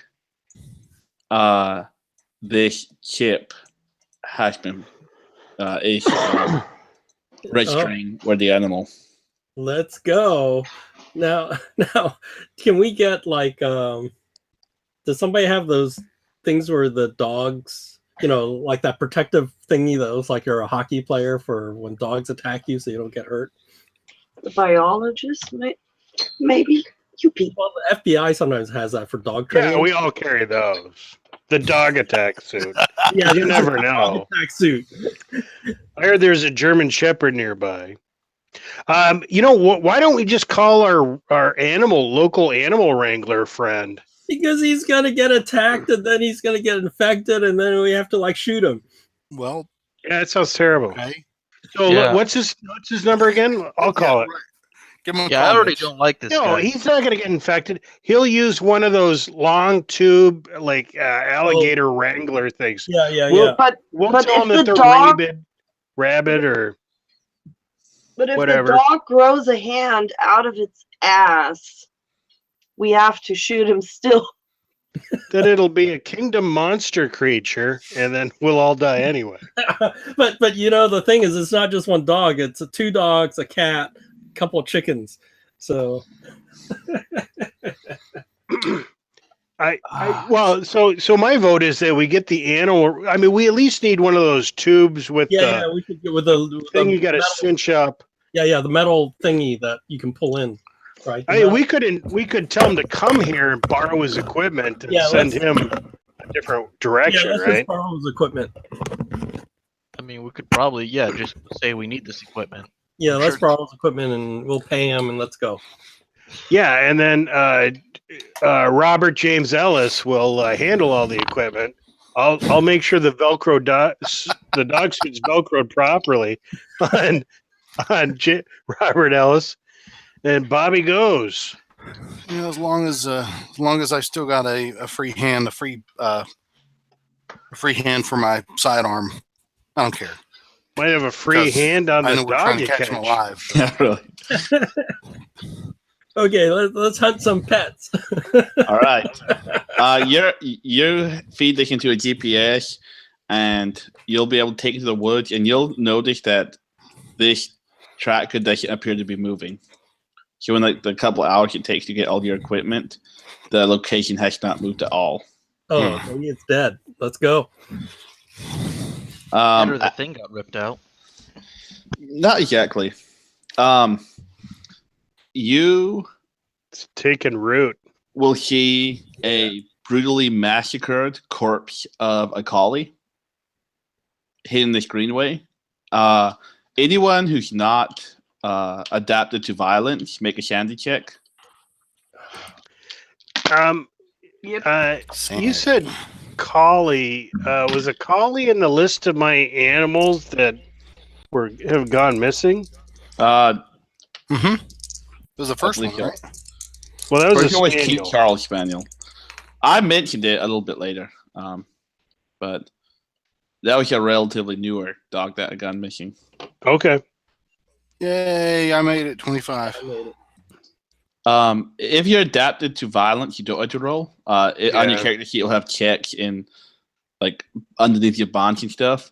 If you pass the roll, you'll lose 1 sanity.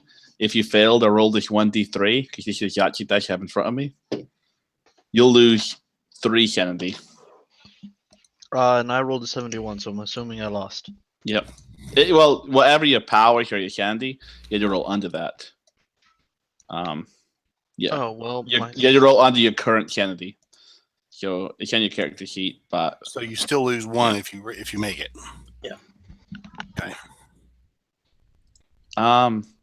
and you'll see that it looks like something fed on this animal. So it's not. The good news is it's not spreading. Bad news, something's eating these things. Yep. Oh, can we track? Does anybody have tracking? Can we track where the creature that ate this thing?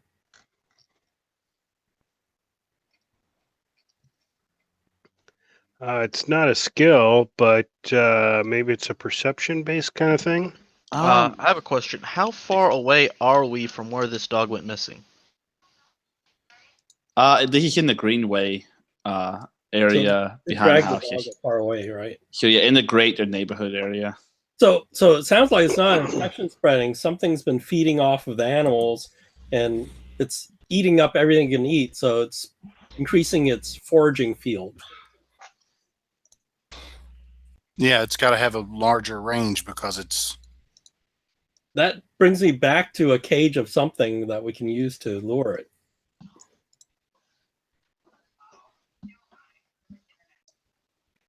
But let's see if we can track it. I don't see any tracking skills, though. Survival? No. Let's see. What tracking? Said search. Yeah, search probably best. Okay. Who is your high search stat? I got a 50. Yeah, I got a 50. I made my roll. Oh, I rolled 29. I'll say that you can have a general idea of, like, you could knock it down into a few 100 yards where it may be. yeah, let's look for it.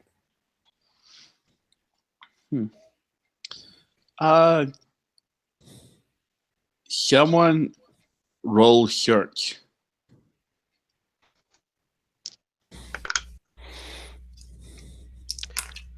I rolled an 08. All right.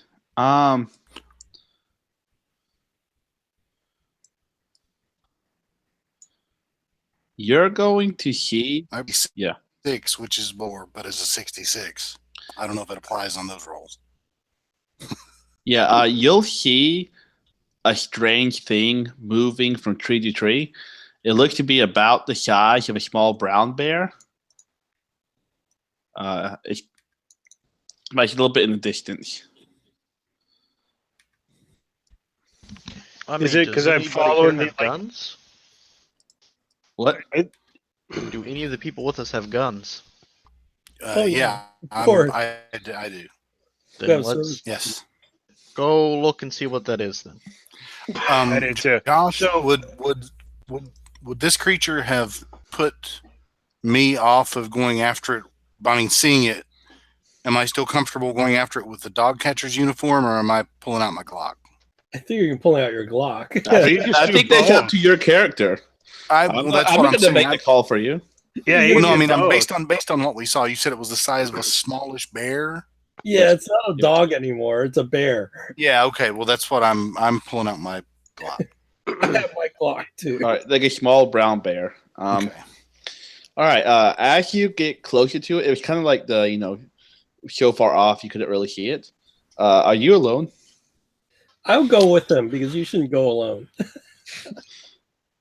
Yeah, I was planning on being there too, right? I mean, I made the search rolls. Also, like, so are we seeing those like humanoid type footprints? Right. Is that what we're tracking here? Yeah, footprints, animal, carcass. Is carcass the plural of carcass? No, it's carcasses. But the plural of carcass should be carcass. I'm making it right now. Yeah, I like Karkai. I'm full on Karkai. Yeah, but you see that it had you're able to kind of track just based off dead animals being dragged or footprints. Oh, yeah, the footprints versus paw prints. That's Right. Are we seeing anything that looks like the smallish human-like footprints we saw leading out of Greaves' house? Yeah, the strange thing is, well, I'll say this before you even see it. You see footprints, but not like 2 by 2. They're like 5 by 5. What? What? That's not symmetrical. That's odd. Okay, so all right. well, we're on the right track. Well, if you want to, yeah, if you think so. I don't know if it's the right track. It's the right track. Does anybody have any heroin? Let's focus here. No reason. All right, yeah, I'm definitely pulling out my pistol. My anyone who gets locking my close enough Glock. to actually see this is gonna need to make a sandy roll. Okay. Yeah, I'll make a sanity roll. This thing has 2 midsections, a dozen human-like limbs, 7 arms and 5 legs, 2 heads, and extra eyes and ears here and there. Okay, Well, I don't feel bad that I missed it. I failed. Just tastefully spread about. I lost my D24. Like, I don't know what my D24 is. That's why I was using to make D8 rolls. That's horrible. Oh, there's my D24. Has anyone ever seen a D24? Yeah. Yeah, if you haven't seen a D24, let me. This thing right here, this is a D24. Oh, yeah, I got one. Yep. It's pretty beautiful. It's not a pretty color, though. That is a 22. So if you failed, that's 8 sandy points. Okay, so now I want to burn some willpower because. All right. I crit failed. So I had a you will 99. eat 8 anyway. So basically, I failed. Too. 84. 8. Okay, so here's what you can do. You can roll a d4 and take that much off your willpower and 1 of your bonds. Okay. But you'll lose however much you don't roll off Sandy. Or how yeah. Oh, so I still lose 5 points off of it? Yep. So I rolled a 4. So you'll lose 4 off willpower, 4 off 1 of your bonds, and 4 off Sandy. Oh, then I still fall into my breaking. Okay, so 4 off willpower, 4 off 1 of my bonds, and 4 off sanity. Right. Wow, well, that puts me right at my breaking point still. Yeah, Same here. But not below. I'm over. Yeah, I went over my breaking point. So. All right. I need to see if it's when you hit it or when you pass it. So let me. That was. I think when you hit it, that's why it's a number. I think it's if you hit it. If you hit it, I'm all sure right. I'm pretty certain. If I remember the system right, breaking point is where you had to do the fight, flight, or freeze, or I forgot what the third one is. It's fight, fight, or freeze usually. Or freeze, yeah. Either you go into a violent rage, you run away, or you go like catatonic.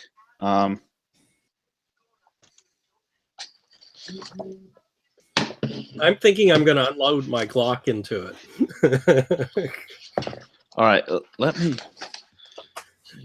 me go to the sanity. 69. That's a really cool page for this to be on. Each time Santa hits your breaking point, you replace a motivation with your agent's new mental disorder. Oh. All right.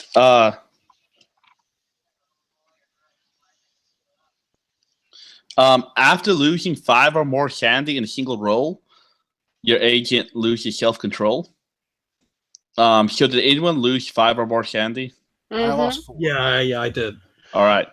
Yeah, So that's 5 6. or more sanity is when you go into temporary insanity, which is the flee, struggle, or submit.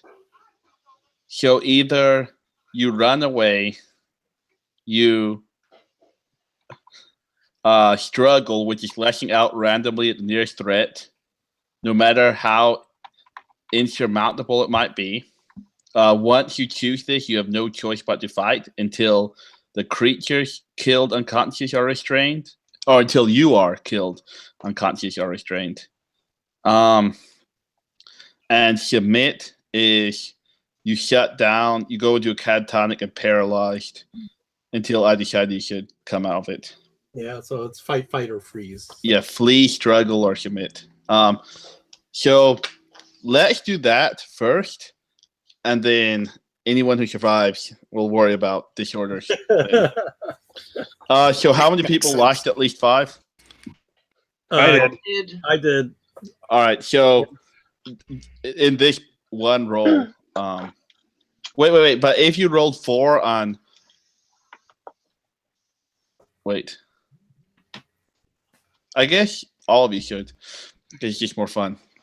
All right. So who has the highest dex? I'm at 70. Yeah, I'm a 55. 65. All right. So 5. we'll begin with a 70. Are you going to flee, struggle, or submit?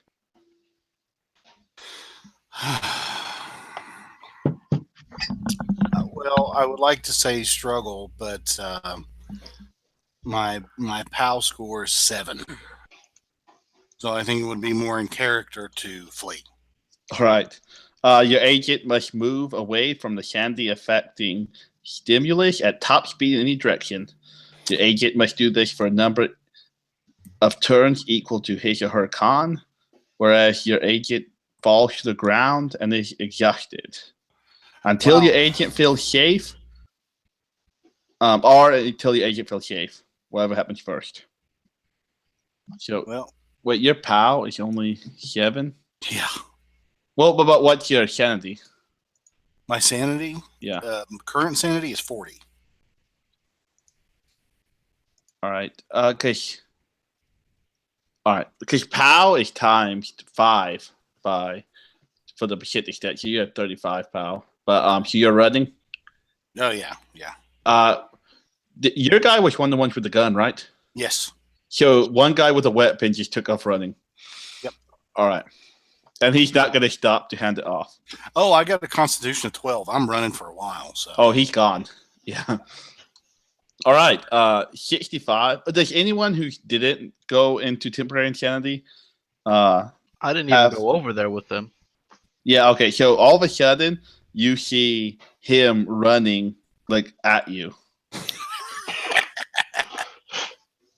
I mean, I'm a big dude. Is he saying to run? Is he saying anything, or is he just running it? They're probably screaming and running. That's Robert James Ellis just screaming and running with a gun in his hand. I do have a Glock in my hand. Being the intelligent woman that I am, I also run away. Right. So that's 2 running away. People with 65. Yeah, Kennedy, he's gonna struggle. So you're fighting this. Yeah. All right. How are you fighting it? I have my Glock out, so I'm just gonna unload it into it. All right. And since we have another 65, Scott, what are you going to do? I imagine I will attack its going totally batshit crazy. Is there like a branch, like a fat branch I can grab? Yeah, if you want to grab a fat Yeah, I branch. want to whack its head. Yeah, and then who are we missing? Yeah, I'm last at 55. Do you want to announce what you're thinking? You're gonna notice that this creature, upon hearing the yelling, is going to look kind of puzzled, and maybe even freeze for a second, kind of investigating, what's going on. So you're going to attack with the Glock. Yeah. All right. 2. All right. You'll know the stats of the Glock better than me. Yeah, it's a die 10. Yeah, D10. All right.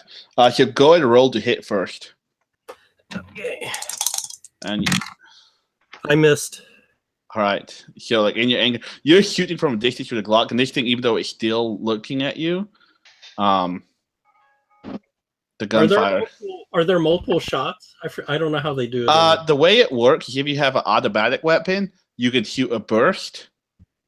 Oh. Yeah, But it's not a Glock though. yeah, So Glocks are automatic.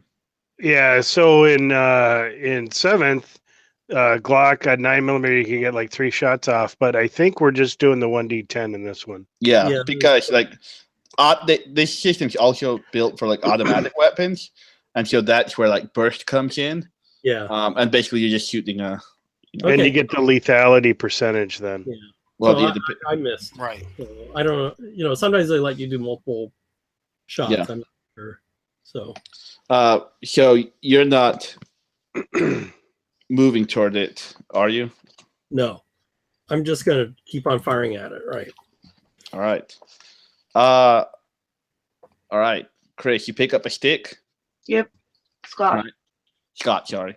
And so this is going to be a melee weapon. Mm-hmm. Do you want to roll? I just want to hit if possible. Oh no. An 88? That's a critical failure. Yes. Uh-oh. Did I knock myself out? And break your stick at the same time. Yeah. Oh no! No. Run away at full speed. Doesn't look like it's so dumb. This thing was looking angrily at you. I mean, looking curiously at you. But now, even though you don't do damage to it, it realizes that you're a threat to it. Oh.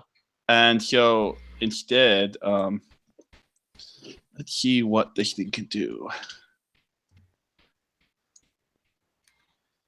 All right. It's going to make a attack at you. Let me. Does the bigger one have better unarmed combat? No. All right. Ooh. Do I roll a dodge? Ooh. Yeah, you can roll a dodge. Oh no. Mm-mm. All right. Well, this Not thing a crit. Yeah. This thing crit. A good crit? Yeah. Shit. So all of a sudden, as you swing and hit this, it's going to reach out and grab your skin, open skin with one of its arms. You're going to take 1d4 damage. You need to make a con test. I only have 40 in con. Oh no. 52. All right. Are you wearing in-type armor? No, I don't. All right. Do I? No, I don't think so. Yeah. This thing is going to grab onto you, and you feel your skin kind of being pricked. You're going to take additional damage. You're going to take 2 more damage. What about the D4? Well, Do that you was, roll it? Okay. 3. all right. So you'll take 3 damage from it hitting you, and then 2 damage as it slowly begins insinuating you. insinuate you with a infection. Is it like, am I crumpling in front of their eyes, or how is much? it Well, how much health do you have? 4 now? I mean, you just took a big blow. No, you're still going like angrily hitting it because you're enraged. But you definitely see this like grab onto her and even kind of like pulse you a little bit, or him. Sorry. And I'm screaming like a madman. All right. I'm gonna have to adjust my aim from the creature to. What do you mean? I mean, I mean, if you don't want to attack, there are a couple options. You could aim and get a +20 bonus. You can call a shot and hit there. And it's Scott. Yeah, I get what you're going for. So what are you doing? I think it's your turn now anyway. Yeah, it probably is my turn. I'm going to. I was planning on shooting the creature. Am I still at a vantage point to do that? Yeah. Or okay. So I don't want to miss. You are shooting into melee combat. Yeah, which But isn't ideal, I'm sure. I'm not sure if that. Well, your friend isn't doing that much. Let's see if. Yeah, I'll yell out, I'm going to kill this thing. Watch out, Scott. -20 bonus. It doesn't say that there's any penalty or bonus for firing into combat, and this thing is a little bit big. So go ahead, take a shot. Yeah, so my base range is 15 meters with my 9mm. Yeah, you're within that. Yeah, and I hit it. So I got a 50% chance. I rolled 25. So all right, roll damage. Yep. 8. All right, that's nice. Okay. You'll hit it and it just puncture through its body. It's like, and you'll see it begin leaking out this bluish colored blood out of its blue tinted skin. I'm no doctor, but that's not normal. Yeah, however, you're not going to miss much besides that. All right, with this being the end of combat, or this round, you'll see that after you hit it, its body begins to patch itself back up. Yeah, it's Oh, good. I hit it again. Well, we'll go back to the top. You two still running? I mean, I'm gonna ask him what's going on, and if he doesn't reply, I'm probably gonna call for backup. Considering my failed sanity roll, can I respond or not? Sorry, I have a train route outside my house apparently.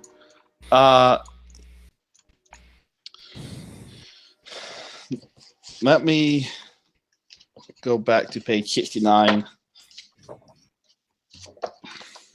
I suspect he's just screaming and running for 12 rounds. You have temporary insanity. Right. So flee. Well, I mean, at this point, I'm gonna notice that he's running and nobody else is. Yeah. And so I'll probably turn around, call for backup, and start heading in that general direction to see what the fuck's actually going on. Nice. Make a candy roll as you see what's actually going on. I imagine I have to spend all of this round running. I'm probably just gonna end Oh back- yeah, you're right. You get back to where you were originally. So still with it won't be until next round that you can get up to the other people. Because Yeah. basically, You heard you're gonna regain what you left last time. but he probably heard our 2 gunshots. So Yeah, definitely. Yeah, I mean, she heard gunshots. She saw one person run and nobody else run, and she's concluded that the guy who ran away lost his shit, and everything else over there is salvageable. Yeah, that's one way to look at it. She is gonna call her She's gonna call the handler and be like, "We need people here now." Probably, maybe. I don't know. I don't know what you do in these types of situations. I don't think anyone. Phone, you yell, Shots fired, and then you hang up. All right. Yeah. So the handler is going to let you know that there's no one going to be able to get to you right away. So either eliminate or contain. I understand, and I hang up. I mean, I just figure there's got to be some kind of protocol that says call somebody when you find something terrible. Yeah. Well, yeah. Typically, it's not run away or yell and punch it, but you are the only sensible one right now. Yeah, it won't be next turn though, I'm sure. All right. Back to the forefront. Would you like to take another shot? Yeah, I want to take another shot. All right. You can't. Yeah, I don't think you take a round to aim. No. Yeah, I can. I'm Yeah. crazy. 16, I hit. 2 points. 2 damage. All Yeah. right. Once again, you'll hit it. You won't see any bad damage at first. But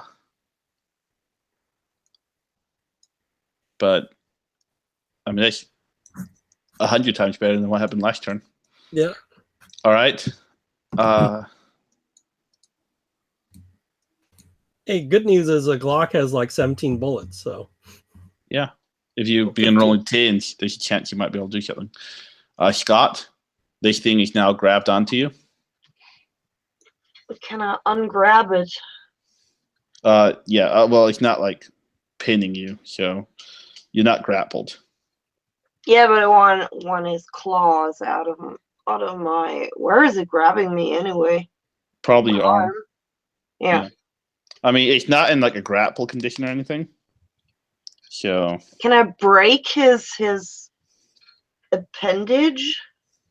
Which is yeah, you can me? do something called the called shot.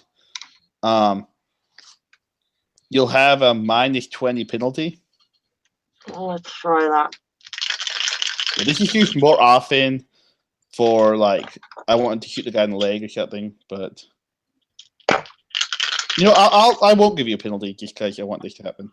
Okay. Ooh, a 12. All right, so that's a hit. I'll let you roll damage too. How much is a branch? Yeah, that's probably not much. D6? I'll look at damage for a club. D6 sounds reasonable. Yeah, a hand-to-hand. A baton is a D6. So Yeah, it's a die 6. yeah, D6. Nightstick club. Baton. Baseball bat is a D8. But 4. all right, you'll hit it with 4 damage. And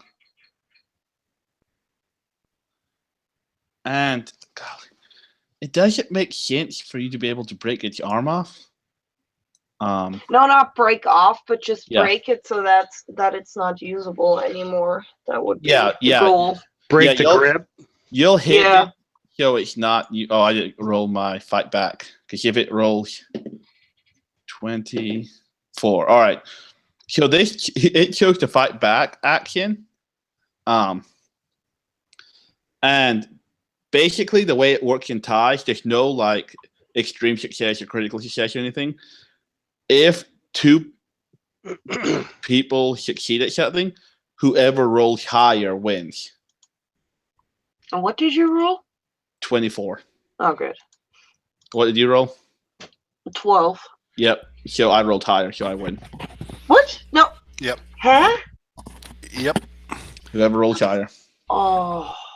But So still yeah. That's yeah. No, you're gonna hit it, and the arm is going to look pretty like I almost said it there offensive. But crippled, and then right before your eyes, it's gonna reform into a full arm again and grab you. Oh. And you'll only take 1 damage off the hit this time. But roll another con save. No. All right. Well, there's still a chance that you'll survive this. Mm-hmm. Yeah, you'll only lose You'll only lose 7 more health. Oh, good. Yeah. Yeah. Does it take my head off, or it Uh, probably rips out my Yeah, you can describe your death. I'm kind enough to allow you to do that. Oh, that's nice. So I imagine it just rips the front of my neck apart, and I'm basically staring at my companion who's still fighting with me, and I spurt some blood onto my surroundings and suddenly just collapse backward. Yeah, and now feeling your lifeless body, it's going to kind of pick you up in 3 of its arms and then begin retreating away from the gunfire with you. What? With me? With you. It's hungry. That's disgusting. It found dinner. Ugh. Since we did temporary insanity first, here's another like keeper tip. Since we did the temporary insanity first, we didn't have to worry about adding a emotional bond because the only emotional bond that matters now is death. I think Dr. Komarov should roll a sanity roll. Sorry. Oh, because he I'm got already- sprayed with the blood when it tore your I'm head. already Yeah. insane right now. Wait, but you're not that close, are you? Am I not? Well, like you were in melee combat. The other 2 were in. No, we're in gun combat. Yeah. Yeah, but you can't be that far away, right? All right. How about this? If you're attuned to violence, you don't have to roll. Oh man, I made you roll way too high damage for that mangled carcass. Now that I'm looking at it. No, we're already at the breaking point, so I don't know if you keep on losing points once you're. Yeah, already you're right. You're just too busy just firing. firing. Yeah. I love how you had to roll Sandy for inflicting violence too. On people. I love this Sandy loss. It's 0/1d4 to shove a teammate's body into an incinerator to thwart an investigation. But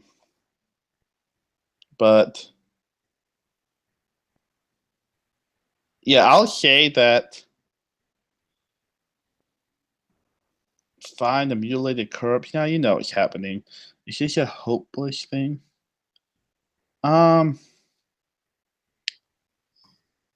All right, but one of you isn't in the candy right now, are you? I'm insane, but All I right. don't know. Frank's Wait, character. are you guys? Is anyone adapted to helplessness? No. I am, but I'm running screaming. What? Unless being adapted to helplessness meant I wouldn't have been No, running screaming. You're too far away. No, well, what scared you away was more of a cult thing. Right. This is considered helpless. So, sorry, I need to open up my window. Mitch, are you insane yet? Temporary insane? I like the yet. Well, yeah, like, I think Mitch is still. up to. Oh wait, you were supposed to roll for McMorty too, because you were on that list. You are no, because you're a cult. So go ahead and roll a Shandy loss for seeing one of your teammates just brutally get destroyed by this.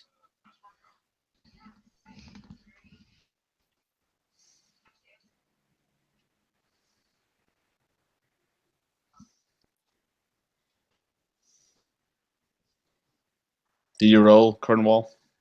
Oh, I'm sorry. Yeah. Forgot my name. That's how crazy things are. Yeah, I mean, I rolled an 18. Yeah. So you don't lose For a anything. second. You know, Yeah, I just had to remember who I was and what I was doing. crap. I'm in it now. I'm in it to win it. You did it like Scott anyway. All right. So I did though. I did like Scott. all I right, was gonna well, have my own spook friend. it's your turn now. Okay. I was gonna try and save Scott. I think I'm gonna go ahead and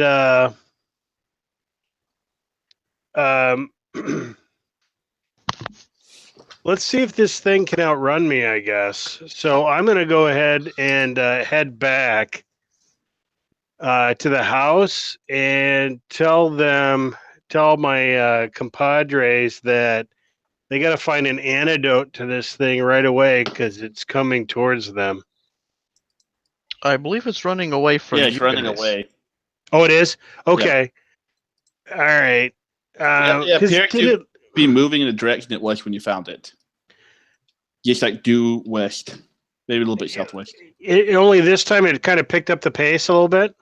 Well, Dragon yeah. scale. Now that you guys are in combat with it, it just kind of picked the body up and it's moving away. Oh, all right. Then I'm going to shoot it again. All right. And yeah, I hit. Yeah, 25 again. All right. Roll damage. 27 actually. Okay. 8 again. All right. Once again, you blow a huge piece out of it, and once again, you're going to see it healing back up.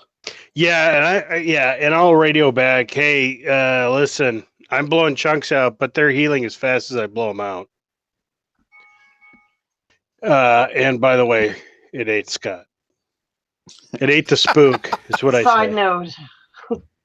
It ate the spook.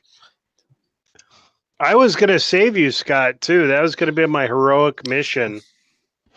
That was going to that was going to be my Delta Green bond was pulling you free from this thing. But Well, I'm going to be haunted with the nightmare that I'll never be able to do that, I guess. Didn't work out.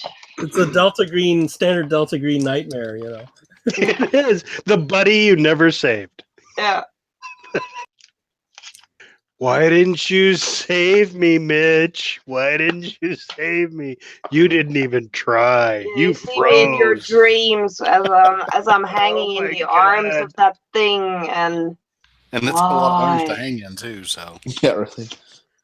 So the two, well, both of you will get the call.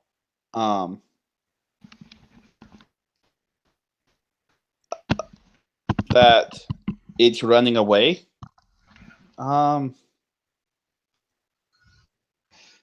Would it running away make you feel safe, or would you keep running?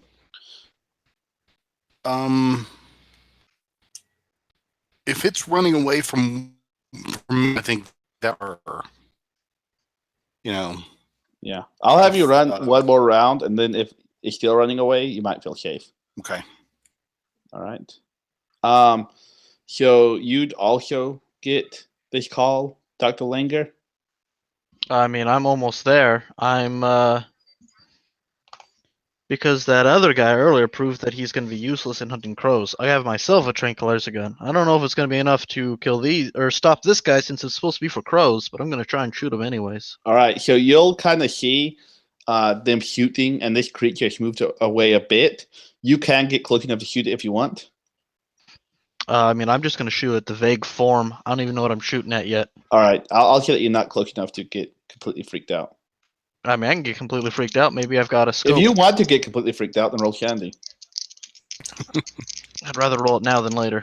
Well, I rolled 35, which is well under my sanity. Yeah, I think it was one Shandy, but it's still far enough away that you don't see all the arms or body parts it's ripping off of Scott right now.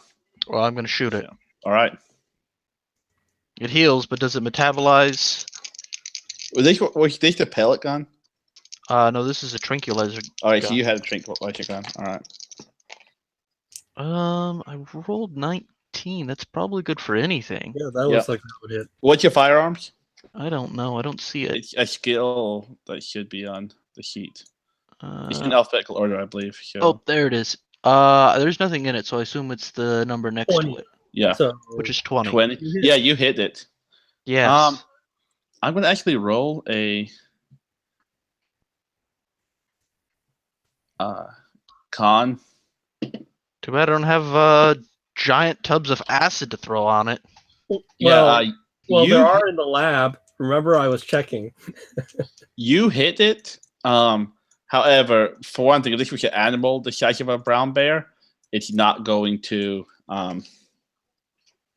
be able to take it out, much less a strange construct. But you'll hit it for just roll a d4.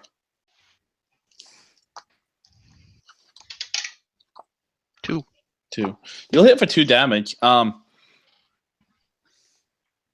right. It's back to you. I'll still shoot it since I'm still crazy. All right. I miss. All right. This creature is just going to keep on moving away, walking, almost as if you guys were just a slight inconvenience to it.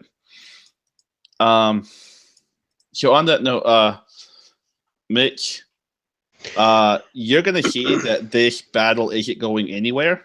Yeah. I was sort of just following it just to be a tracking device, just to sort of, see where it's going. Mhm. And so that's why I'm kind of shooting at it and following it. Yep. So you're going to continue? I think so, to the bitter end here. It's what Scott would have wanted, my spook friend. That was a 97 on that roll. Not as good as some of the other rolls. It's just a miss, right? You need to roll pairs for critical fumble or critical success. So I guess the tears are getting my eyes. Must be raining. I got sand or bark or something in my eye. This can go as many rounds as you wanted to, but I'm just wondering when this insanity wears off. That's the thing. yeah, well, technically, it's supposed to go until either then I would keep on following and firing at it. And I would reload and fire at it. Yeah. I mean, well, this I is would going for to hours. eventually. You can be restrained by your teammates and make it.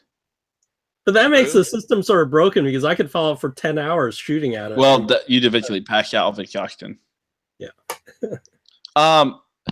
Depending on, I'll let you guys decide how long it is, but this is just seems to be a never-ending chase. This is faster than you, so eventually it will get beyond what you can track. Okay. Or Even beyond what you can stay engaged. Yeah, yeah, Too bad we don't have a tracking thing we can shoot it with. And so, as this is, you'll eventually realize that it's healing all the damage you do to it. Yeah. Yeah, basically we need acid or fire or something. Flamethrowers. Hellfire missile. Launched from a drone. Okay. Yeah, so eventually the 4 of you who are still alive will be able to meet back up together. And I'll say that you can track it close enough, like the direction it was headed. Well, I mean, we can track the guy's phone up until it drops Eventually the body. that body's going to be dropped. But yeah, even by using its phone, you're going to see that it appears to just tirelessly be moving toward southeast. And you will also be aware that southeast was the area of the plane crash where another sample was taken. Oh, okay. And so for whatever reason, it appears to be moving toward the sample. Okay, so we could equip and meet it there. Yeah, let's get some gasoline and whatever, right? Well, I mean, at this point, this isn't a job for Dr. Langer. Figure out what it is. Go get people who know how to shoot guns. All right. Just to give y'all a little information, on the way out, I'll say that you can check the body of Griffin and get your own samples. And you will see that he is a carrier of this disease now. So, anyone have a biology over 40%? Way over 40%. Yeah, that's what I thought. So you're able to get a sample of blue blood from Griffin. Yeah, and if you have 20 or higher biology, you discover that the cells have human characteristics. Their life cycle seems to be based on carbon dioxide. the cells are extremely resilient, have a second almost plant-like cell wall surround the cell membrane. If you have 40%, as you kind of hold it up to study it, you hold it up to an ultraviolet B light, and you realize that this seems to be lethal in quick order. So you hit a UV light? Yeah, because it causes the cells to vibrate and heat up and burst. UVB. And once the internal cell material breaches the cell wall, it's exposed to ultraviolet B. And hardens to a thick blue crystalline material. Also, if you test it because your idea was fire, you will see that fire is boom, boom, boom. Fire inflicts cellular damage more than it can regenerate. But it takes some type of accelerant to keep the fire going. So you can keep it from... can we get giant UV searchlights or something? Like a big tanning bed? UVB. Well, focusing lenses, the sun produces enough UV to kill anything. There are military searchlights that use UV. Can we get a hold of one, or it looks like we have to use fire then? I think passing this information, you will be able to get a hold of it. I mean, I've got 70 biology. If there's anything else to learn, I will learn it in short order, and we will go fuck this thing up. I mean, those are the big things. Vulnerable to ultraviolet B, and fire does more damage to it than it can heal. Okay, we'll get the flashlights, the spotlights, and then I'll hand out SPF 60. 600. 600 sunblock. I'm going... Sink my nose. Yeah, I'm going to fast forward to, I'll just say even like a couple days later, when you'll see that two of these Yulis, that's what they're called, have grown and crossed paths. And they appear to be either mating or fighting.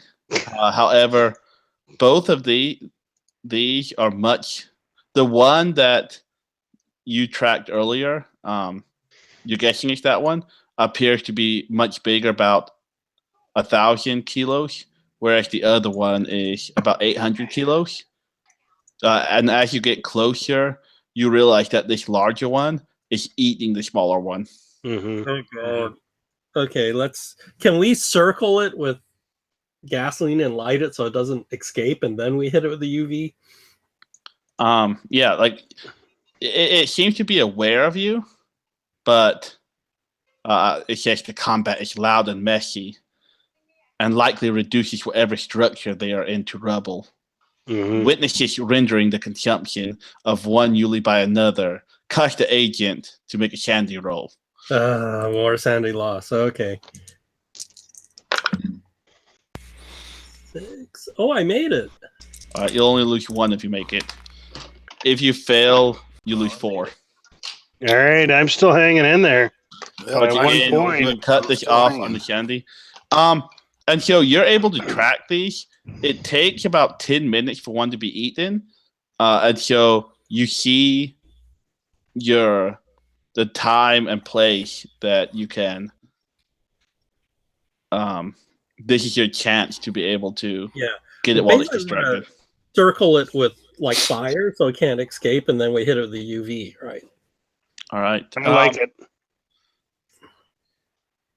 Because it'll probably take a long time for the UV to affect it. So yeah, and I have a great deal of acid waiting for its corpse. all right. Yeah, you'll see that this big one, I mean, man, how many hit points does this thing have? It's not bad. it has the same number of hit points as the medium-sized one. I think that's right. But yeah, so you're gonna douse it, and hit it with UV. Yeah, we're gonna douse the area around it. You know, like a surround circle. so it can't run Yeah. away. All So right. it can't run away, and then we hit it with the UV. Yeah, and like a gelled gasoline so it doesn't absorb into the ground, something like napalm like, so it'll have some form that could actually burn. All right. Almost like a very macabre and grotesque ballet. You very carefully and expertly have the spotlight shine hit the stage of this fiery ring. You can see at first the creature hardens a little bit, but for the first minute or so, it does appear to be damaging that hard. However, once this outside layer has begun to crystallize, very quickly the rest of it is going to get hard and hard, and there's going to be almost a little hard blue crystalline fountain as you're able to completely destroy the cellular structure just before this larger Yuli eats the smaller Yuli. And at least, which this is kind of like an anticlimactic, but you found the best way to kill it. So out in the middle of this potato field, because you're in Idaho and that's all I know of. Oh yeah, sure. With the smell of baked potatoes all over the place. Yeah, that's right.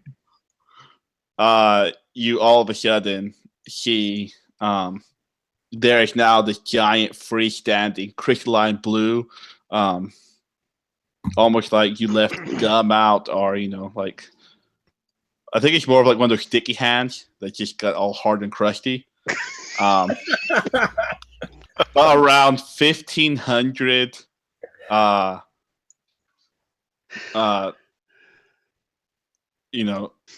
kilos of that. Luckily, someone did bring acid. Oh, I guess you acid it. Okay. Yeah, I mean, if that's how you want to do it. Yeah, we can get rid of it. I brought a bucket of acid to put the corpse in. All right. Well, I think we need to put it on a tractor bed thing, take it somewhere before you acid it, because I don't know what happens if you have this stuff melt into the field. No, I'm picking it up and putting in a giant tub of acid. I see. Putting chunks in the acid tub. Okay, that makes sense. Okay, yeah, so you're like cutting it off, and I imagine at this point you're all in our hazmat. Smashing it apart if we have to, yeah. Yeah, that you all shoot it up, yeah. And so, knowing the secret of how to destroy it makes combat a lot easier against it.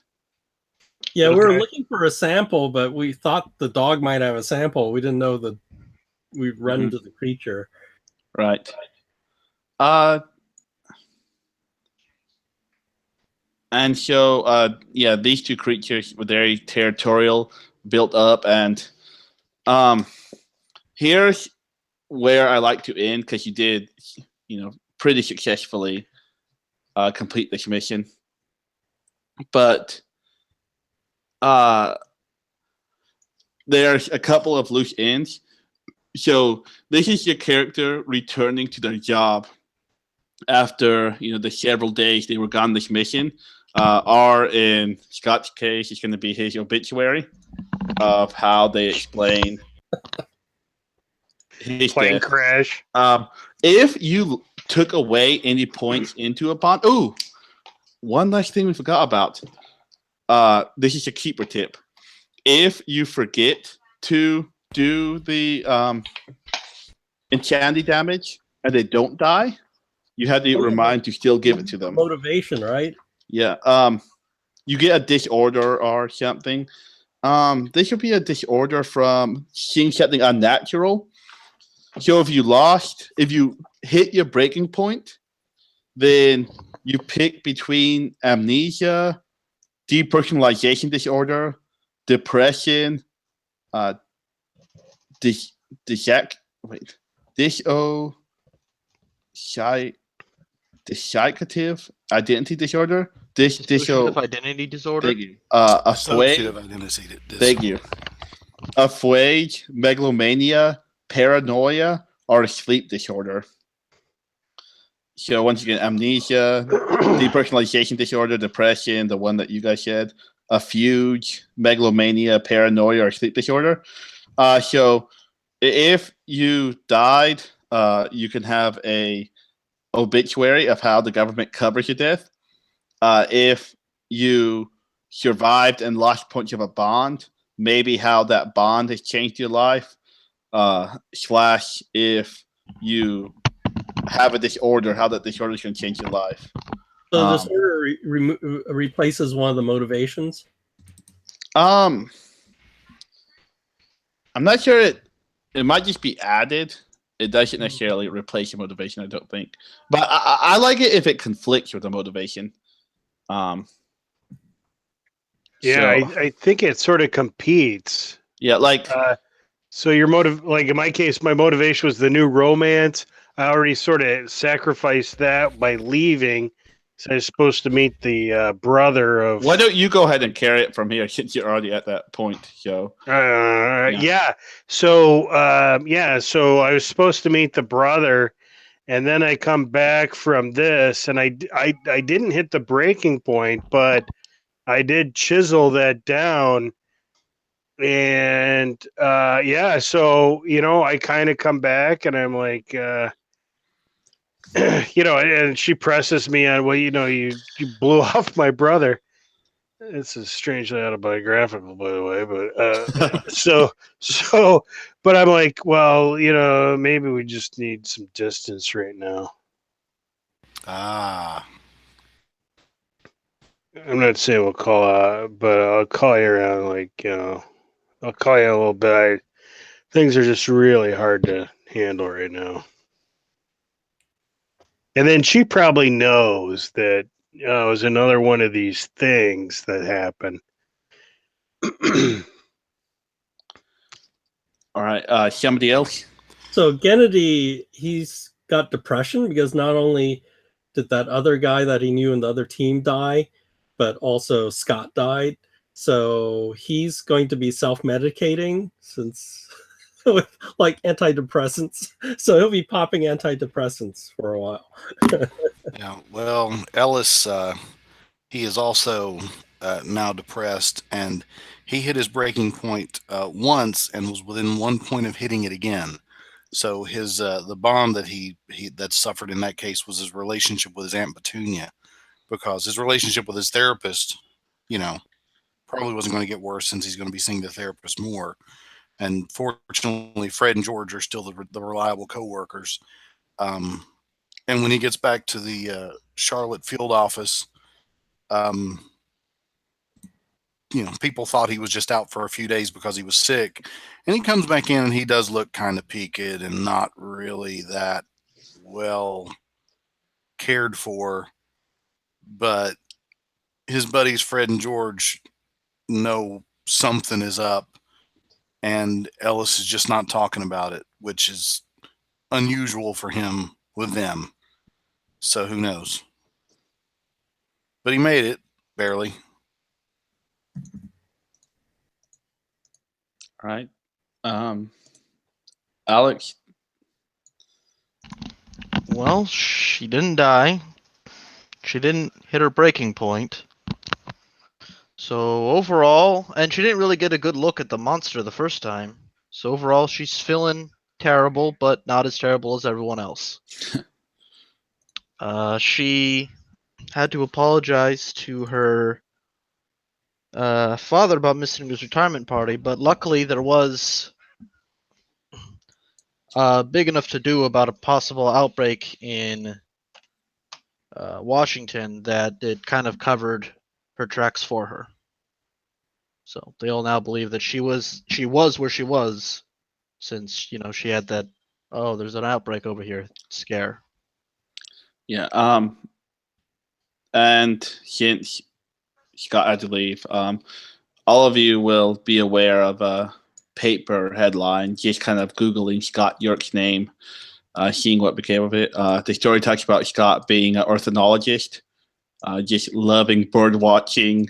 And however, while up in Washington area, studying some very rare and exotic birds, which is partially true.